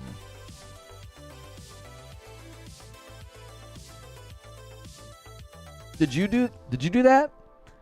My DX Racer is shaking its head no. Did you do that? The disc plates in the corner are saying no. Who did that?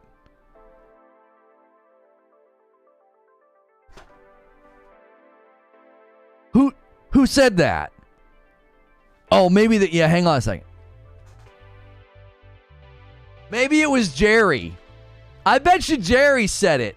Listen to me. Who said that? No one said that. No, what? What? Who? Somebody said that. Who would say? Why would somebody say that The Last of Us is like Doom? In what way? Yeah, let's get some Lono Badgers in the chat. Poor Jerry. Poor Jerry's on the floor all the time. Let's get some Lono Badgers in the chat. Who said that? Jerry said it? Yeah. Give me a break, bro.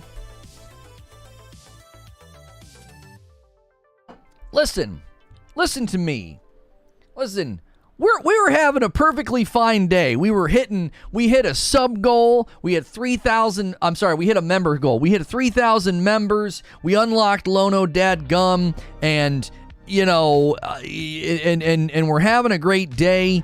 And somebody's printful order just got shipped. A mug got shipped to somebody, and another mug got shipped to somebody. So 2 mugs got shipped out today to people who ordered.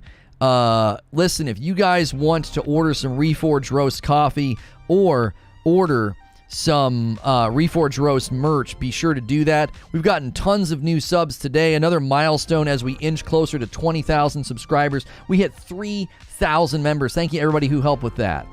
I came in and made it entertaining. Sorry for that. Listen to me. We need 24 more likes. Could we get 24 more likes? Listen, Sebastian. You certainly go full, but you're not mean, you're not unkind, you haven't insulted me, you haven't insulted anybody here. You were a little condescending when you came in, so I decided to grab the bat. I was like, no, not today. Quiet Shy with the nuance. You're not entertaining us, Lono is.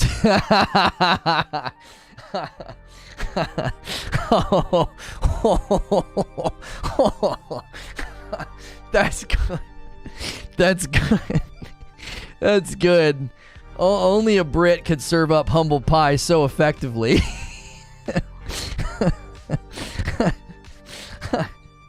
Big Punk says, it's usually pretty fun without you. Same thing always happens when you show up, even on other channels. Oh, somebody's got your number. Without dumb takes from people, we wouldn't be able to get Lono to entertain us like that. Yeah. There was no debate, Lamphao. Oh my gosh. Thank you and good night. Yeah. Listen, the topic today was not what does an anti-Sony fan think next gen is? Where'd you get that emote? Oh, the one where I'm staring over my glasses? That stuff never works as an emote because you can't tell it. You know what I'm saying? You can never tell what's happening. Nice new cut. Thank you. You guys like it? He did a good job. He kept it long enough that it's not... Sometimes it gets too short and I don't like it. He's well known on other channels too, but for the wrong reasons, obviously. The Sony fans all got my number.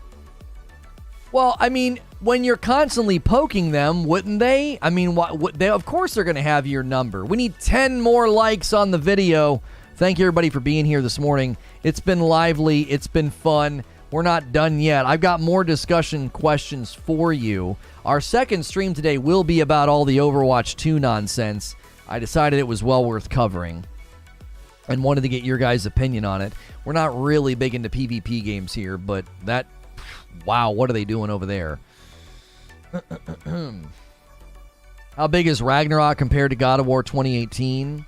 Well, right now, God of War 2018 is a 45 gig install. According to info that we got from the actual storefront on PlayStation, God of War Ragnarok install size is 90 gig on PlayStation 4. So the install size is like twice the size. But if I go to Sony channels and I'm trying to bait them and they tell me I'm wrong and all my games are garbage and they're superior in every way, is that logical? No, and that's certainly not what I did. Listen, you are never, ever going to come here and get me to do that. Ever. Like, my content's too nuanced for that. I literally said, I like Starfield. I hope Starfield's great. But I was also honest about the fact that the trailer had a bunch of performance issues and embarrassing things in it, and that we don't really define next gen by the size of a game or the number of planets you can travel to, and I referenced No Man's Sky with 18 quintillion planets. So, yeah, you're not going to get me, you're not going to bait me into being like, Microsoft is trash and all their games suck. Like, I don't make content like that. I'm not talking about you. I'm talking about the guys that say I always got the wrong takes in other channels. Homie, you haven't had a good take today, though. You went full. Never go full. You went full. You literally said, what gameplay? You're just throwing an axe. You said that. You said that about God of War Ragnarok. You're just throwing an axe. And so I showed all the gameplay, and you're like, oh, never seen that before. And then you reference Flintlock.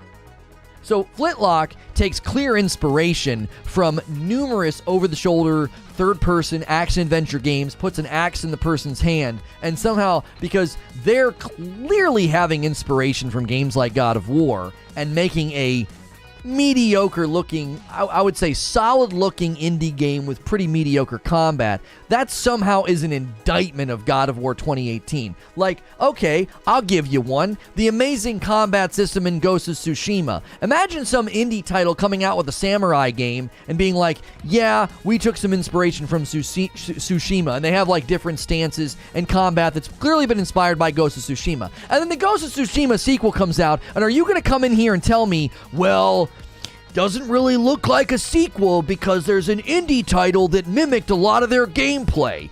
That's not an argument. It isn't. You can look at Dark Souls 3, Elden Ring, Bloodborne, award-winning, amazing Souls games, and you can then look at games that have clearly been inspired by Souls games, and the quality of the games and the combat are miles apart. Somebody taking inspiration from a really popular game is not an indictment of that game continuing to look like itself. That's my opinion. I don't see any gameplay that blows me away or compared to God of War 2018. I guess you guys do, and that's your opinion. I don't think I've ever once sat here and argued that you or anybody else should be blown away. I don't talk like that. I don't. You said we were getting excited over cutscenes. And I gut-checked that pretty hard. And I said, no, there's tons of gameplay, there's new things, there's new combat, there's new features, things look better, things look faster, they look nicer. That's what we're excited about. I didn't say that you should be blown away by the God of War Ragnarok story trailer. I never said that. Listen, this might come as a shock to you. I don't give a single ounce of a frick how excited you are about anything. I don't know who you are, and your excitement levels have no bearing on my life. That's not why you got gut-checked. You got gut-checked because you came in and you poo-pooed on the vibe, and you condescended the entire chat. You guys, collective statement, are getting excited about cutscenes. Why don't you pull up the very first trailer Sony ever released for Ragnarok? People thought it was God of War 2018. No, they didn't. Nobody thought that. Nobody thought that. Why would people think that? It's been a long time. They're debuting a trailer. Kratos looks different, a little bit older. Atreus is taller. Oh my gosh, they're traveling around on a dog sled. Well, surely this is 2018. Who said that? You're watching too much David Jaffe. IGN has a review of Flintlock. Go and listen to the first minute. They reference two games, God of War and Elden Ring.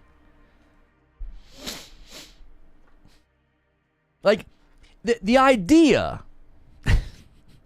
the idea that a sequel is going to have the same characters in it, and you're like, people thought it was the last game. No, they didn't.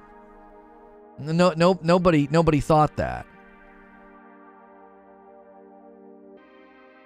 Nobody thought that. Nobody watched the trailers for Horizon Forbidden West or God of War Ragnarok and thought, oh my gosh, Kratos is still bald and still has a beard and an axe. Is this the last game?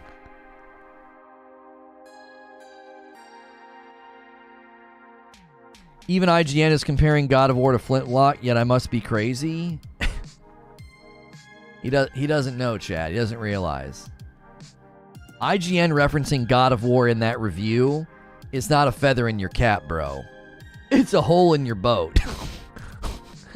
You think that's a point for you?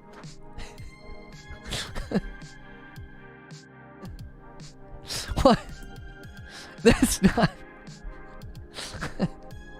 Dumbledore's like, 20 points to Gryffindor. And you're like, yeah! You're Hufflepuff, bro. You didn't get any points. I'm just saying it's very similar style of gameplay. Which game came first, Sebastian?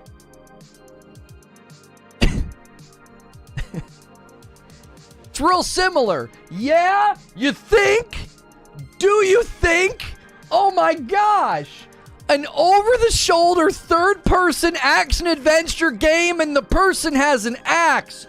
It's similar to God of War. And you want to do this reverse engineering, backflip, somersault, triple axle flip of logic and be like, well, clearly God of War's not doing anything new because this indie title took inspiration from it. The frick?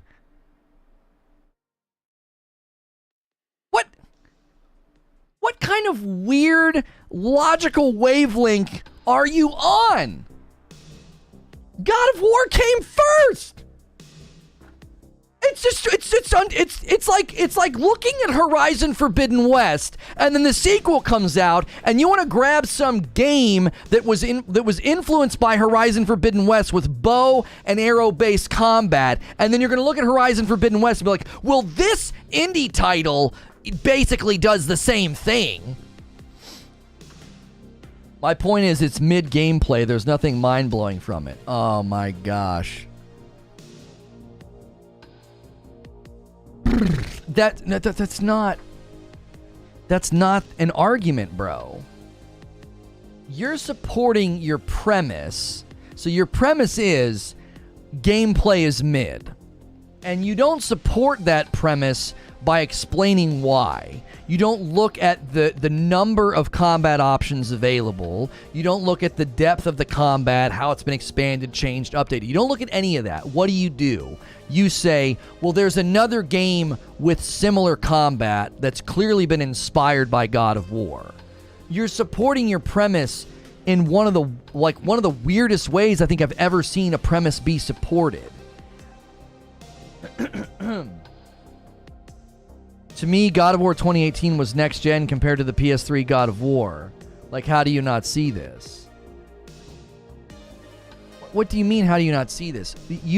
You've not defined what next gen is, homie. It's not increased resolution, frame rate, and load times, even though that's how they marketed the next gen consoles.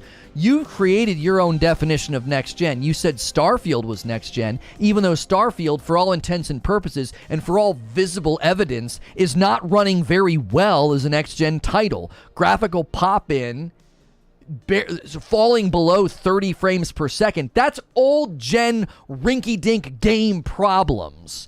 And you're, 1,000 planets. Your goalpost moving on next gen is giving me whiplash. What's next gen, bro?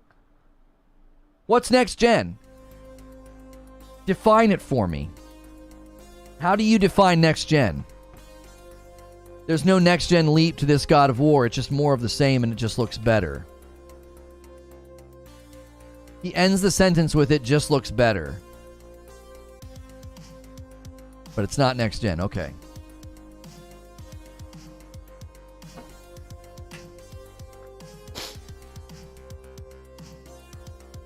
I need someone to balance this man's acidity. Did you think that Horizon Forbidden West was next gen? Let's just start by saying next gen is a game that can only be played on next gen console, not on last gen. LOL. That's not how you define next gen.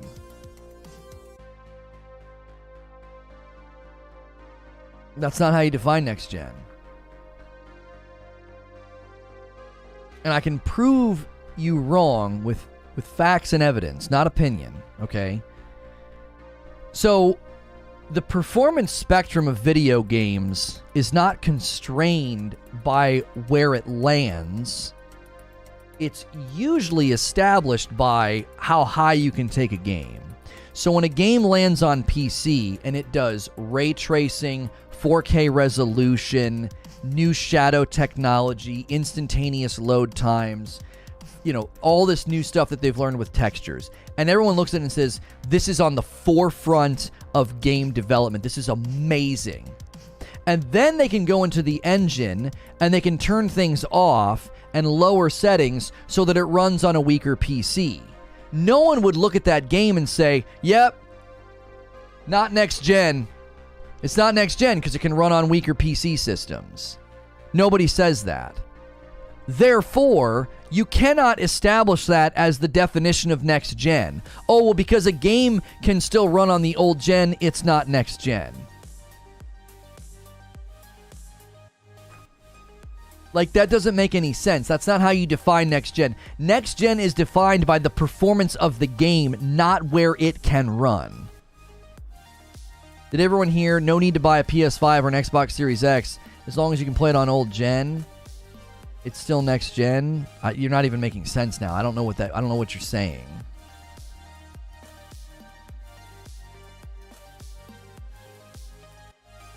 He gets off on pointless arguments. He gets off on causing these types of conversations.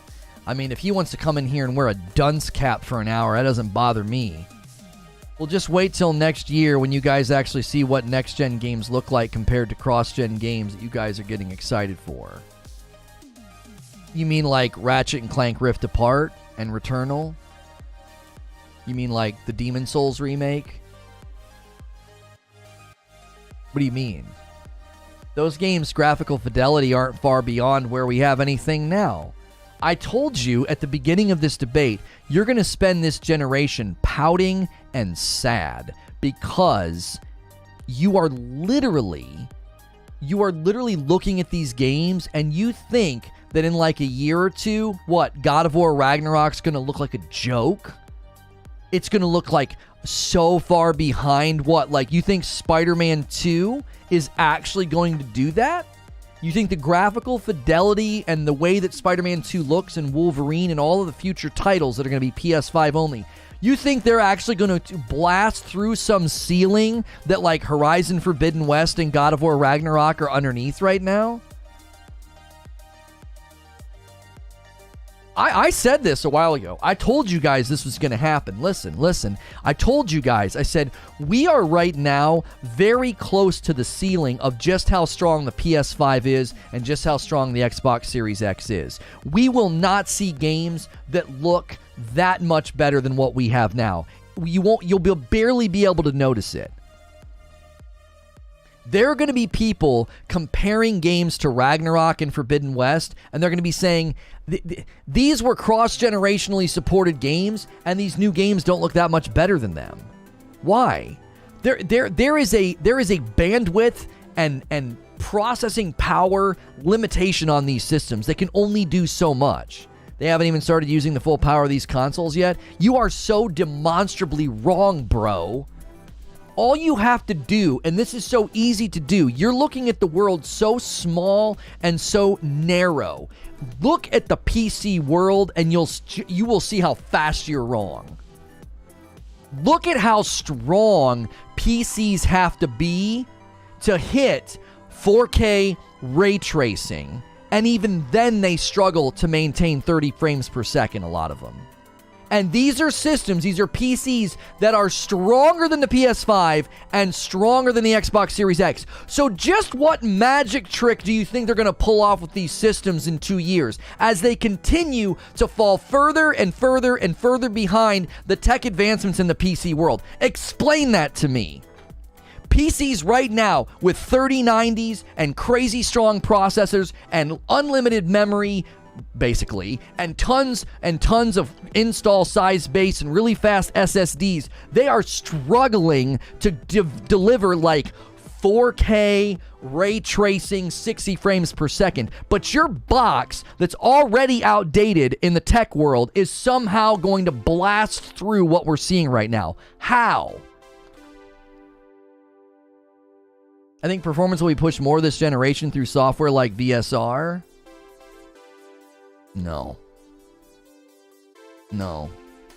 I don't think VSR is going to be quite literally a magic trick. I don't think so.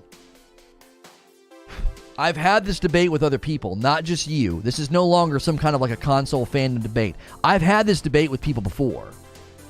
They think They think it's not VSR, by the way, it's FSR. They think FSR is going to like save the day. And it's like, no, it's not. FSR is not going to suddenly turn your PS5 into a monster that can rival a 3090 and like a top-of-the-line PC. It's not. FSR will make things run smoother and better. It will not suddenly like double the power of your PlayStation 5 or double the power of your Series X. Listen, right now, PCs have access to something better than FSR. It's called DLSS. And even with DLSS, these really, really strong PCs, games and processing power, they're struggling. They are struggling to hit 4K 60 ray tracing. Your PS5 and Series X is like 4 years behind the strongest systems on the market right now. How on earth is it going to catch up, and not only catch up, but catch up and pass? You understand what you're arguing. You're arguing that with FSR, a PS5 and an Xbox Series X is going to surpass the power of a 3090 top-of-the-line rig right now. How? That's beyond belief and reality. That doesn't even make any sense. I'm not arguing, by the way, like consoles are weak and like PC master race.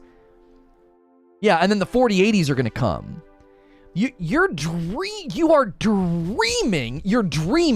if you think these tech companies, these dev companies are going to care about like, we got to squeeze more out of a PS5 and an Xbox Series X. No, I'm telling you what's going to happen. The standard you're going to see on these consoles is 4K 30 and 1440 60 because they're going to push. They're going to push textures, lighting, all this render stuff that it's going to be so awesome. Why? Because the tech world has an infatuation with innovation. And when you're infatuated with innovation, you're always pushing things forward. And when you push things forward, performance suffers every time.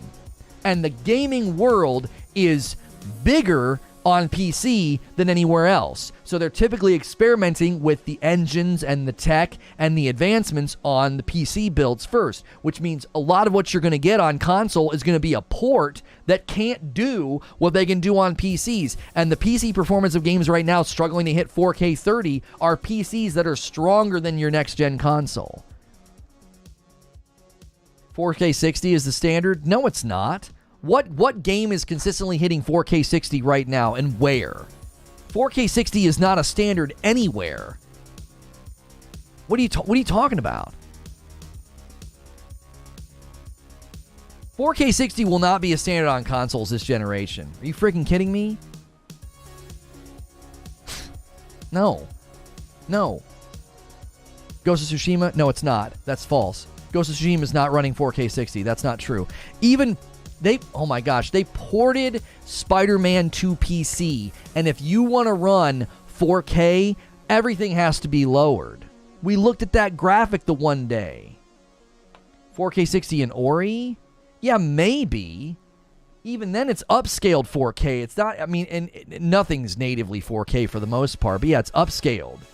It's upscaled 1440 with dynamic 4K. Right, and very few games are doing that. And even when they do that, they barely maintain 60. It's probably not even a stable 60. It's probably hanging out in the 30s and 40s. You can get 4K 60 on a 3080 Plus with the best quality assets.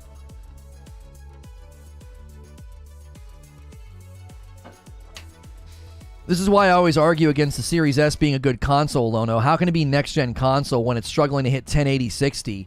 Even upscaled 1080, it's like 90 native. I am literally trying to wake people up to the reality that, like, you're looking at God of War Ragnarok against some ideal, some imagined ideal that will not come to fruition this generation. It simply won't. The consoles aren't strong enough. It's hard to get true 4K on a 3080. Right. There are PCs right now that are miles ahead of the PS5 and the Series X, and they struggle to do anything 4K, anything with ray tracing. Sony PlayStation has 540 FPS 4K checkerboard rendering in the standard. The 40 FPS with 120 hertz refresh rates coming to some games, but not all. 4K looks possible with a 4080. No real 4K on consoles at 60, maybe on ray tracing games only. Every game right now, if you turn on 4K ray tracing, you get 30. Every game. This will stop when God of War releases and people play it. Same thing happened with Forbidden West. Honestly, most shooter pros play at higher frame rates with lower resolutions. Well, sure, on PC, they're worried about, you know, frames and aim and, you know, not missing shots and stuff. They can't have any frame hitches or skips, so they lower everything they can. That's not really applicable to the debate that we're having. There's no game on console that's running 4K 60.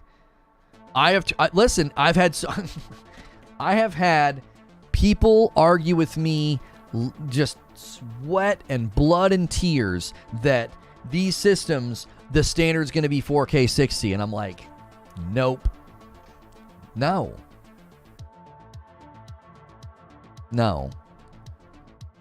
4K 60 is not going to be the standard. The standard is going to be 4K 30, 1440 60. Just write it down and get used to it. That's what's going to happen.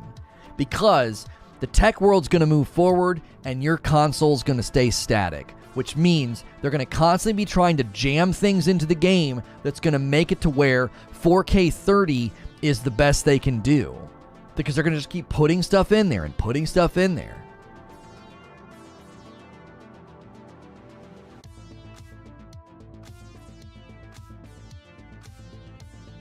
Yes, there are. There's 4K, no 4K 60 R3. There's several games that are 4K 60. Dollars to donuts. Any game bragging about 4K 60, it's dynamic 4K, and I guarantee you it doesn't maintain 60. It probably touches 60. It probably sits in the 40s. I would literally put money on the table. Unless it's some like side-scroller game like Ori. And are we really going to freaking count that? Come on. Like, are we really going to count Ori and the Will-o'-the-Wisps as like, oh yeah, that's what we were all thinking about when we said 4K 60? No. We were all thinking of big, awesome action-adventure open-world games, first-person shooters, and third-person action games. Nobody was thinking about 4K 60. Yeah, I can't wait to play Ori at 4K 60. Cyberpunk is 4K 60 on PS5.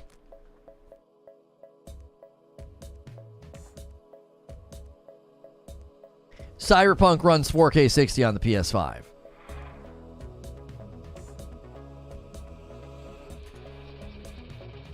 We've had this comment before, and I showed it to you.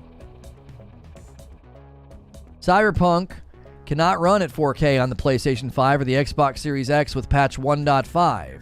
Digital Foundry has determined that Cyberpunk does not play at 4K on either the PlayStation 5 or the Series X.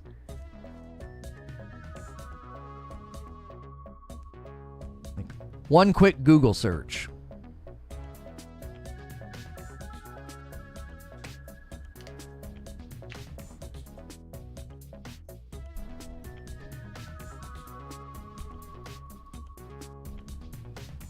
PlayStation has a performance mode 60 and it hits minimum of a 1260, a maximum of a 1728. Ray tracing is 30. Yeah, they have a performance mode with 60, a ray tracing mode with 30. Yeah. It's not running for... Yeah, see what I'm saying? It's not holding 4K. That's what I'm saying. Proven wrong and then goes lulz. Yeah, like just post a blatant lie in chat and then gets proven wrong. LOL, I was just kidding around. Ghost of Tsushima is native 4K 60. Fooly time, are you just typing things that aren't true over and over again? So you want me to go to Google and search that to also prove that that's a lie? That's not true. Even Ghost with the update isn't... No, it's not running 4K, native 4K 60. No, it's not. Native 4K is a joke to begin with. It's always upscaled. How many native 4K games are there? I don't even know if any of them are native 4K. It's always an upscaling trick.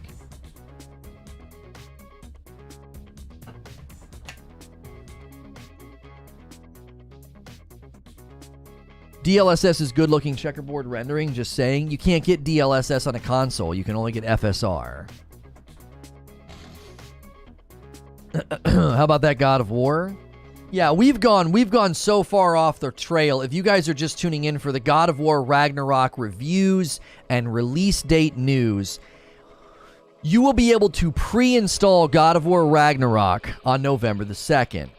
And that is when the review embargo will likely be dropping. So you will be able to find any of the God of War Ragnarok review outlets. You'll be able to find them a week before the game comes out. That's exciting. That means they've got a lot of confidence in the game.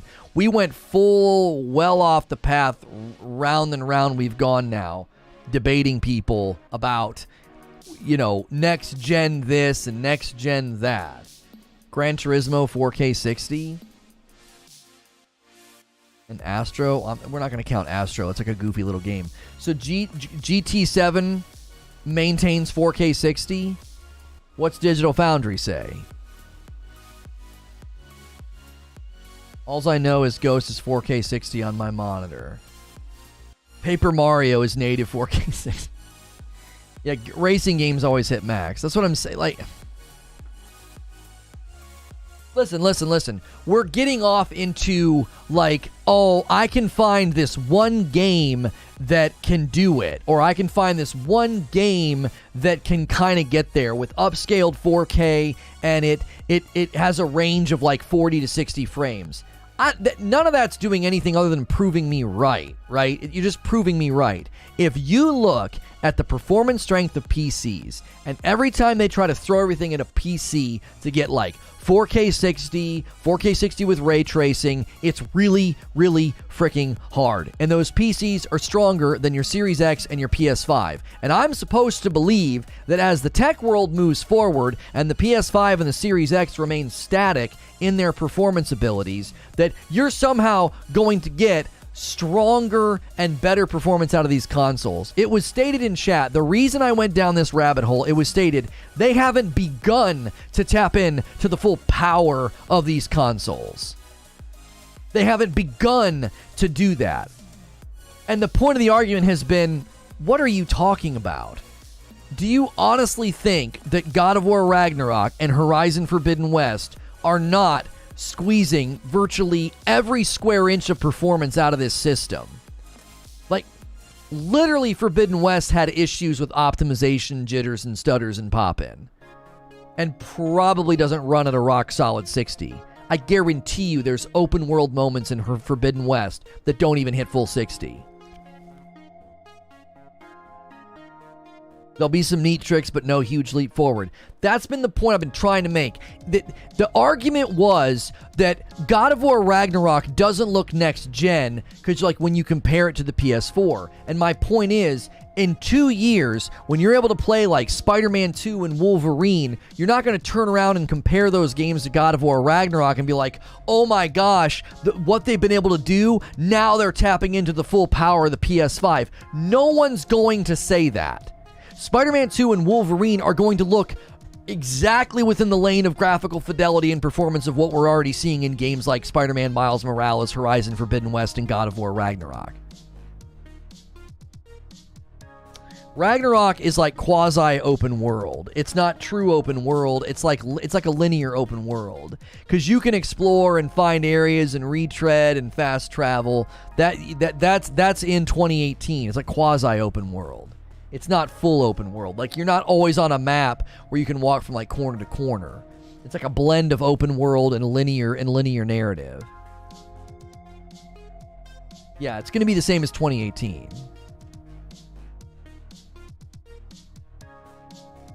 And that little indie game developed Flintlock is actually open world. Too bad they don't have Sony money. I really think you lack the intelligence to know how dumb that point is. That's the frustration. It's you're not smart enough to that just makes me sound like a jerk. But at this point, I just have to say it. You're just literally making dumb points, bro. You're just making dumb points. That's the comparison. There are plenty of open world games. So now open world is somehow a quality definer? Oh, open world is some kind of a catch-all like quality point? The graphics aren't as good, soundtrack's probably not as good, voice acting's not as good, writing's not as good, combat's not as good. Oh! But it's open world. What the frick? That's not even a point, bro. Like, that's not even a point. You're missing my point. Oh, I am, because it's down there on the ground.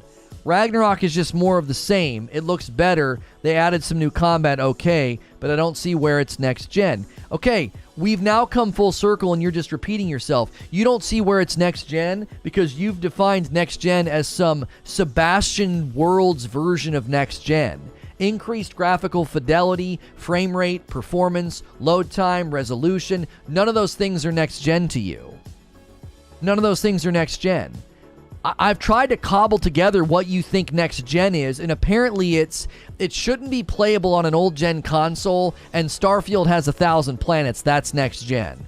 That's your cobbled together Frankenstein duct tape definition of next gen.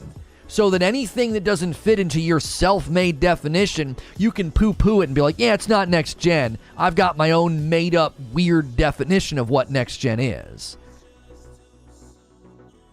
So if I go play 2018, I'm going to be like, wow, this game looks so outdated compared to Ragnarok, I can't even play it. No, nobody has said that. Nobody has said that next gen will do that. Again, you're creating up goalposts that nobody's ever stated. Nobody has said that when you go up to next gen, you're going to go back and play an old game and be like, this is so outdated. If you've been paying attention, there's been an ongoing dialogue about putting titles on PC. And part of that dialogue was the developers were begging Sony to let them put their games on PC. And if you go and play Days Gone on PC or God of War 2018 on PC, you can see why they've been begging to do that. These games were ahead of the curve. The graphical fidelity, the world detail, character detail, all those things perform significantly better on a PC. It's because they were doing things that were ahead of the generation that they landed on, okay? So, when you go back and you look and you say, well, the assets in the engine are all being reused, so Ragnarok in 2018 looks similar, yes, that's not an indictment of the fact that they added a bunch of next-gen things and made the game look better, run better, and it is better. That's what we were promised for next gen. We were promised higher resolution, higher frame rates, and instantaneous load times. And you're saying, wait, but that's not what I want from next gen. And when we ask you what you want from next gen, again, you've cobbled together some weird definition. It's, well, it shouldn't be playable on old gen, which doesn't make any sense because that's not indicative of the quality of game as we've demonstrated with the performance spectrum of PC games. So that's actually not a marker of a game truly being next gen or better. That's just your made up goalpost. So that's been invalidated. And your other definition of next gen was, well, Starfield has 1,000 planets. That's next gen. So you saying that something doesn't look or feel next gen doesn't really matter because you don't have a good definition. You have a definition that's been invalidated as both illogical and non-functioning within the spectrum of the technological abilities of PCs, and you're saying that a game having lots of places to go. You cited Flintlock being open world and Starfield having 1,000 planets. None of those are defining markers of next-gen games. Why don't we just call it a mid-gen refresh? You can call it a mid-gen refresh. You can call it a baked turnip. I don't care. You're just making up your own definitions, which people do when they don't have an argument.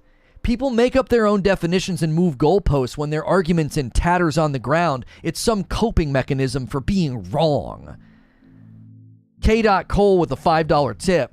Next gen to him looks like God of War PS2 versus God of War 2018.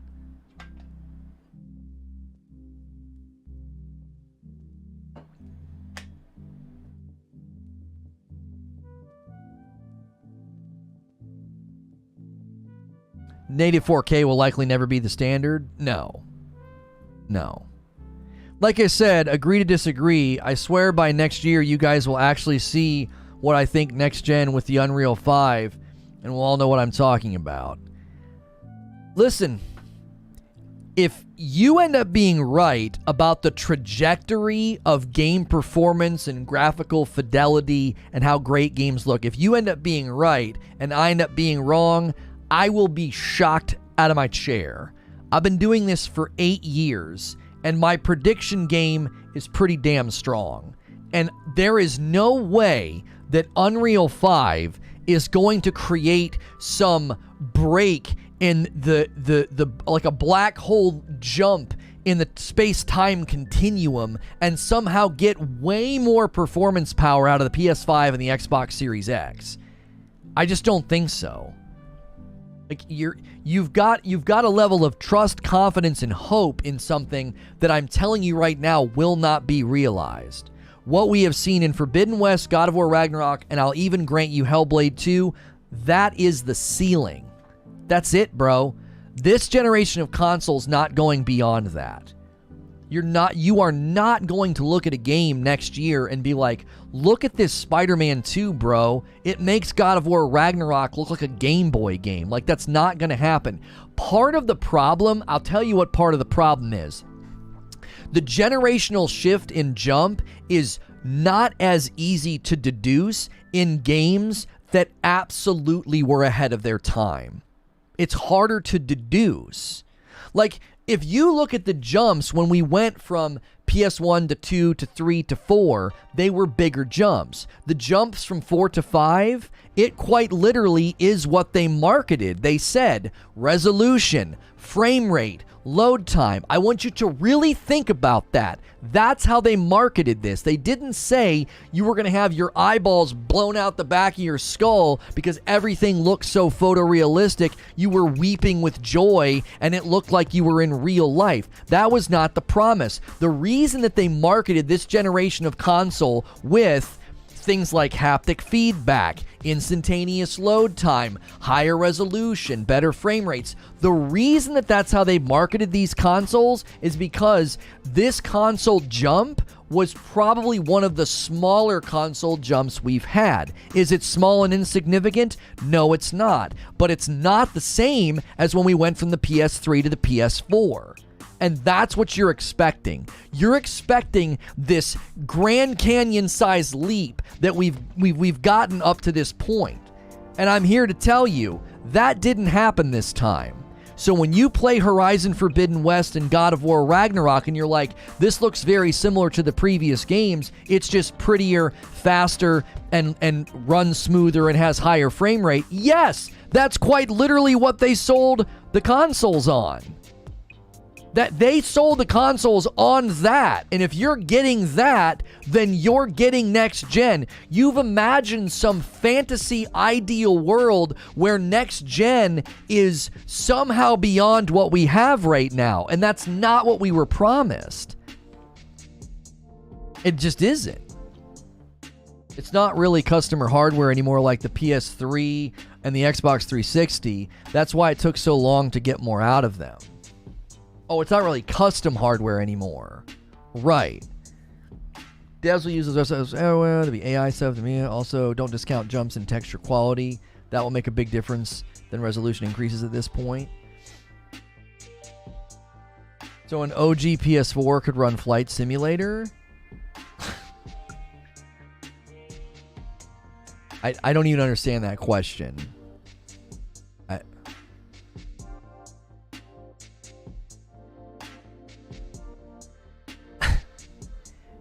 That's your what is that? Is that some kind of a point? So a game that pushed size and scope, an OG PS4 can run Ragnarok. Yeah, see again, man, oh man, it's just you don't know what you're talking about. You do not know what you're talking about. You don't understand performance spectrum of video games. You don't understand how engines work. You don't understand what it is you're talking about. Like, it's just so much ignorance. It's like I'm teaching a class.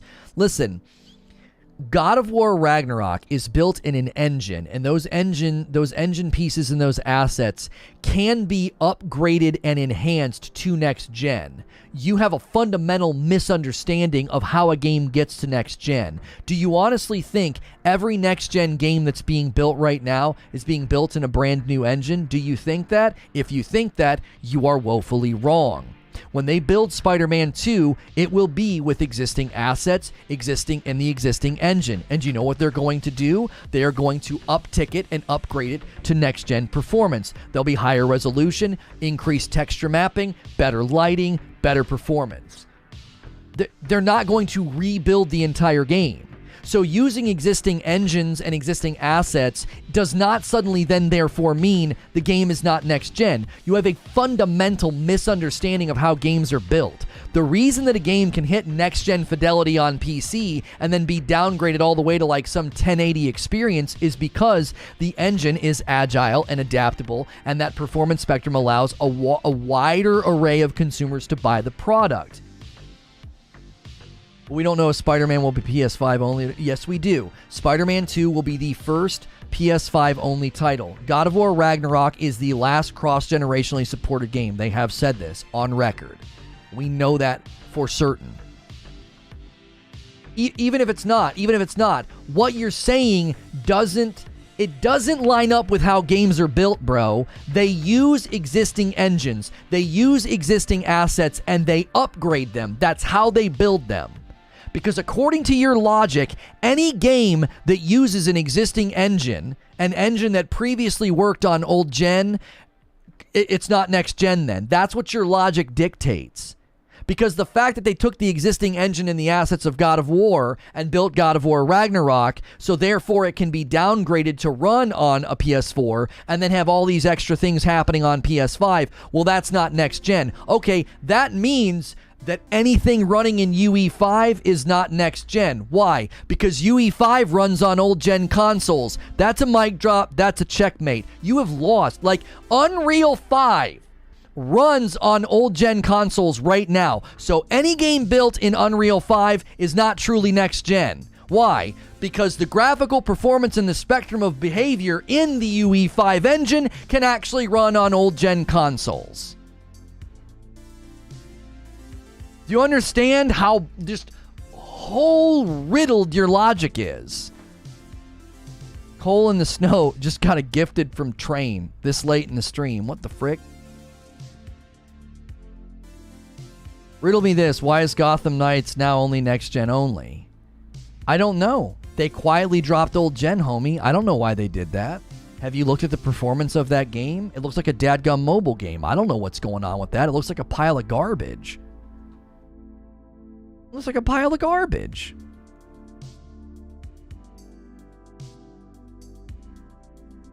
That's the fundamental flaw with folks like you. You come in and you think you're making some grandiose point because, oh, the game looks like the last game. Yes, they use the same engine and the same assets like every other video game in existence. They didn't somehow do something that is like out of step with reality. So any game built on an engine that previously worked on old gen is not next gen according to you, which means Starfield's not next gen. Nothing's next gen. All engines and lighting and mechanics and all those things that make a game look pretty, those things can be upgraded for next gen. So God of War Ragnarok can truly be a next gen game because they can add all those goodies on the PS5.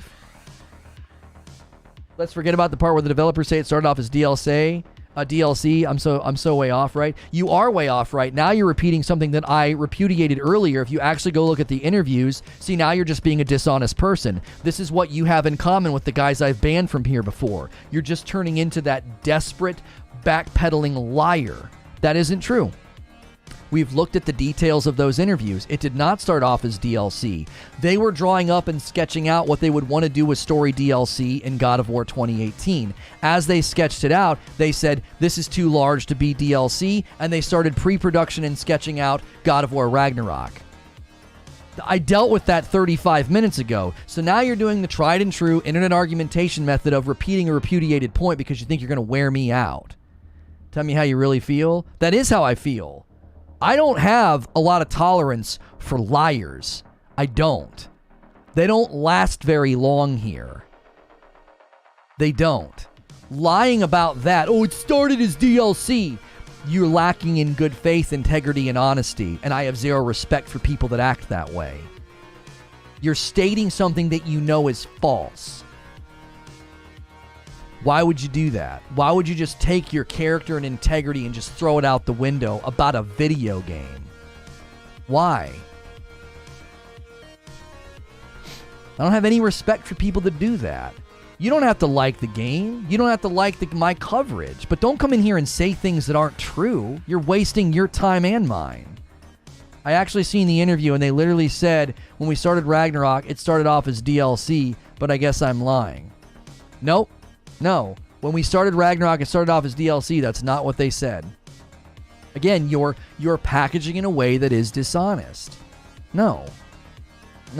They were speccing out plans for DLC for 2018. As they started to look at the scope of story that would need to be told, they said, this is too big for DLC. And then they started their sketching out their plans for a full sequel. Again, you make it sound like they were going to do some Ragnarok DLC, and they started building it, and oh yeah, well now let's rip this out and sell it as DLC. You know what you're doing when you say that. You're trying to create this concept of like, it's DLC, it's not really next gen. When they started making it, it was DLC. And when you actually read the interviews, that's not true. They were literally sketching out story elements. Like, what kind of a story could we tell in 2018? And as they looked at the characters and the stories they could tell within Norse mythology, they said, this is all way too big for a DLC. We need to build a sequel. And when I say that, that sounds a lot different than, well, when they started making Ragnarok, it started out as DLC. You didn't hear that part? I'm not surprised. It's hard to hear things that are contrary to your predetermined opinion. Spider-Man 2 will be completely built from the ground up. How do we know it will run on the same engine?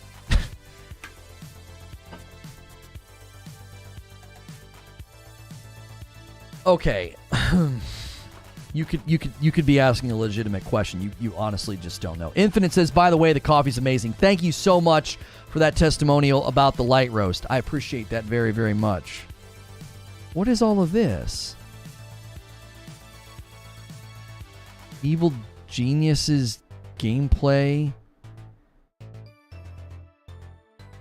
We're getting claims on Evil Genius's gameplay. Some frickin' company is going around claiming music and... Hang on a minute. Let me view my options here. Wait. Hang on. It's probably a live stream. Evil Genius's gameplay. How many views does it have? 1,800? This video cannot be monetized. Details. I'll tell you what I'll do. Where is the furthest mute mark? Here. 132. Alright. X. Let me go to the earliest mute mark. Mute song. Continue, mute. There you go. I'll mute the whole broadcast because I'm keeping the views. Suck it.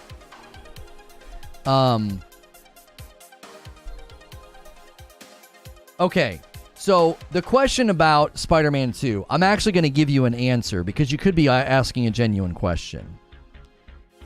Game developers do not create a brand new engine for every game. You have to know this. This is base level development knowledge, okay? Did we just have a blip? We must have just had a blip. There's no way we just jumped that many viewers that fast. If you guys are having to refresh, if you're getting stutters and blips, that's not on my end. It's a YouTube thing. Okay, so when they're going to make Spider-Man, if you honestly think that Insomniac is going to throw the engine and the assets out, the animation sets, the move sets, you think they're going to throw that out and start all the way over, you're expressing a complete and fundamental lack of knowledge of game development. No company would do that. No company would do that. Even the companies that are saying, we're going to switch everything over to Unreal 5 from Unreal 4, they're converting assets. They're not getting rid of them, right? Now, when you build a brand new IP and a brand new game from the ground up, like they did with, let's say, Anthem, they picked an existing engine and decided to use it, okay? So, Spider-Man 2, according to all conventional wisdom and historical patterns within the development world, they will use the same engine. They'll use the assets, they'll use the animation sets, they'll go in, they'll refine them, they'll update them, they'll make them better, sure. But Insomniac uses a proprietary engine for their games. They're gonna continue to use it. If you think every time a new game comes out, they're gonna, as you said, build it from the ground up, no, they won't. They won't do that. That would be a fundamental, massive waste of bandwidth. That's not a thing. That's not a thing. So, if again, you have to look at when they take, for example, all these people that are switching from Unreal 4 to Unreal 5, okay? They're taking existing things they've already built and they're switching it over. Why? So they don't have to start from scratch. Do you think the next Gears of War, all the models are going to be completely rebuilt from the ground up and rebuilt from scratch? No. They have existing models, they have existing animation sets. So they're going to continue to use those things. PlayStation has started to compress their game files. We talked about this a few weeks ago. Well, they use a different type of compression. I think it's Vulkan, and that's why install size on PS5 is significantly lower than the PlayStation 4 and other platforms.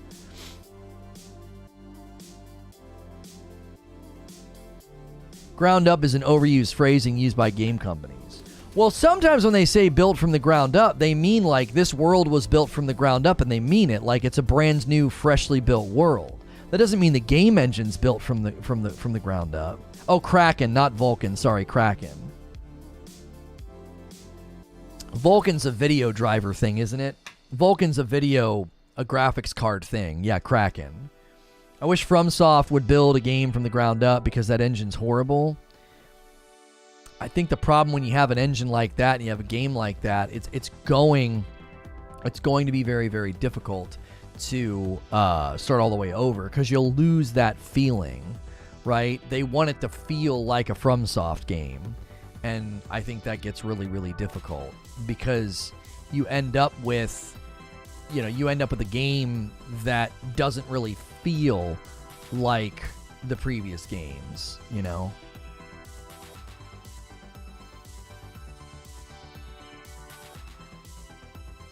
Who's the final boss in Ragnarok? I think it's going to be Odin, because I think we will fight. Yeah, we must have had some kind of a blip because we went all the way up into the 500s and now we're down to like 392, and then we'll probably bounce back to mid 400s. I don't know what the frick the website's doing. That is such weird behavior. You have an entire studio that is used to particular workflows, and changing that up comes with huge risks. Right.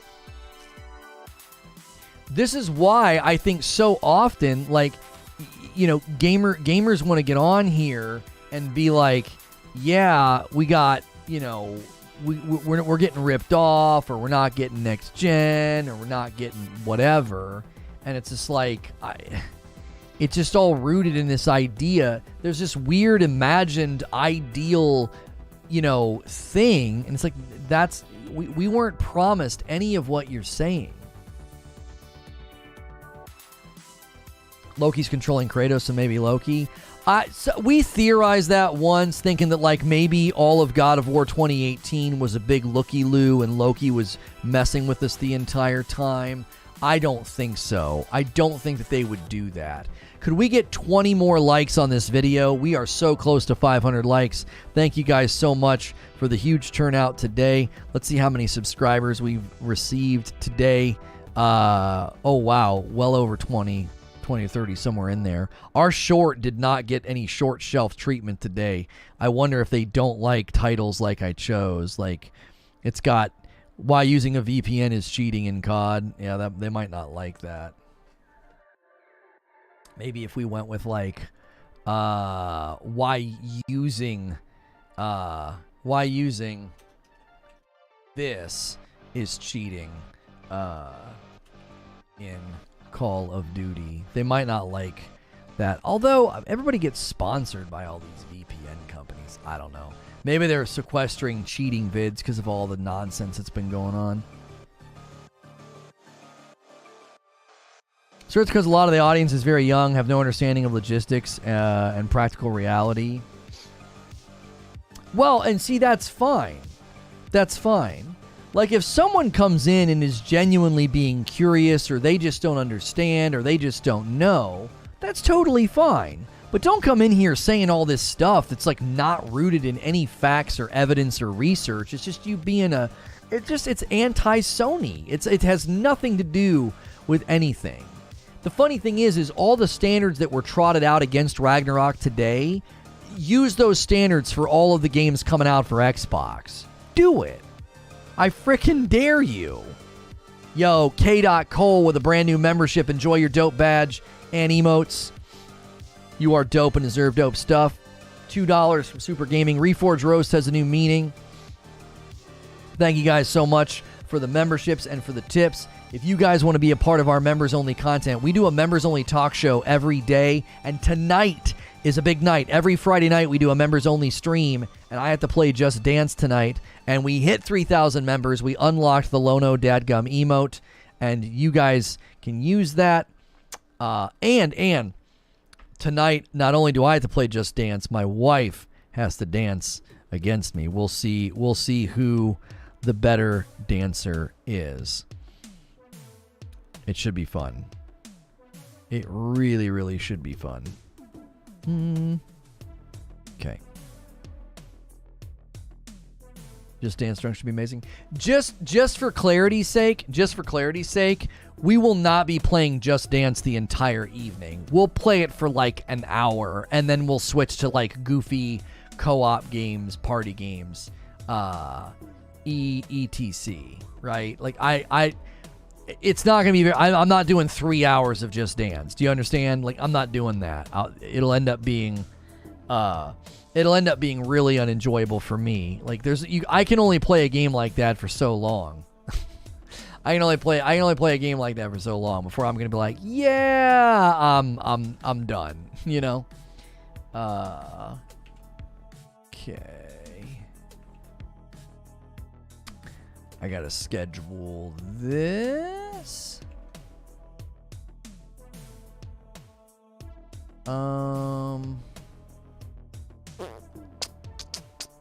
There we go.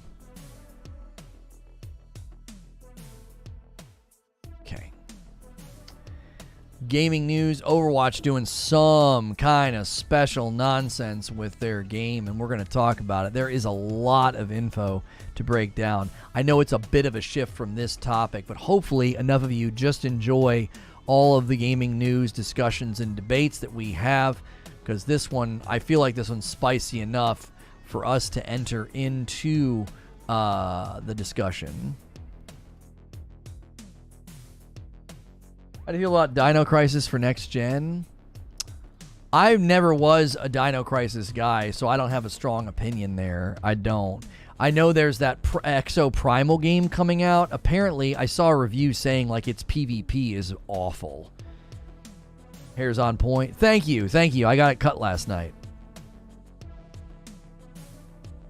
Been let go from 2 jobs, so it's nice to have this kickback and reset before the weekend. Well, I appreciate that, Tristan. Thank you guys so much. Thank you for the support lately. We have just hit unbelievable milestones on the channel. You know, we're about 200 and something, 280 odd subs away from 20,000 subscribers, which is just incredible. And we are at 3,000 members, which is just freaking bonkers. So, yeah, we hit 3,000 members today, yes. So, and that's before we've even gotten into the big months. Like, October's going to heat up, November's going to be red hot, and so will December. Like, we haven't even, the final 3 months of this year are about to be absolutely banging. We really want to hit 25,000 subscribers before Ragnarok, but I don't know. 5,000 subs next month is going to be really tough, but there's going to be some pretty big moments we might be able to pull it off. We're going to hit 20,000 subs probably first week of October. Getting up to 25K is going to be a tough climb, but October's going to be big. We should be able to do it. I've been here since the long hair. Thank you. So if you've been gifted a member, please consider jumping in next month and paying for your membership on your own if you can. If you can, it'll make space for more. It'll help that membership floor continue to climb. We don't want to have to constantly rely on super generous members. That's just not something that we can, rely on. Hopefully the daily member streams that we do, hopefully the Friday night streams with my wife, hopefully you guys really enjoy getting that much members only content. So I have a question though. Let's get things back on track with God of War Ragnarok. The God of War Ragnarok reviews and release date news. Okay, so if you guys haven't been paying attention, you might not have known this. There were leakers that kept leaking stuff, and then it didn't happen, and people were getting ticked, right? They data mined the store, the date got updated right before Summer Game Fest, nothing happened. Then the leakers said, oh, here's when they're going to announce the release date. Then the leakers said, oh, there's going to be a PlayStation showcase, and there wasn't a PlayStation showcase. And then they did like the God of War Ragnarok story trailer inside of a Sony State of Play that was supposed to be about like small titles and stuff, okay? So the leakers have been kind of throwing us on false trails, false scents. I have a question about this. Do you think leakers are hurting marketing, and do you think that maybe companies are sometimes changing their plans once something gets leaked? Maybe they want to make the leakers look bad and unreliable. Like, are they sending out false info in the hopes that then leads to people thinking, oh, this leaker's not reliable? Do you think that is potentially what's going on? Because I started to think about that this morning. I was like, leakers are really starting to hurt marketing and game reveals and things like that. Are these companies intentionally sending out either false info or moving the dates by a day or two so that way these leakers look like a bunch of idiots? Right? Yes and yes, says Eugene.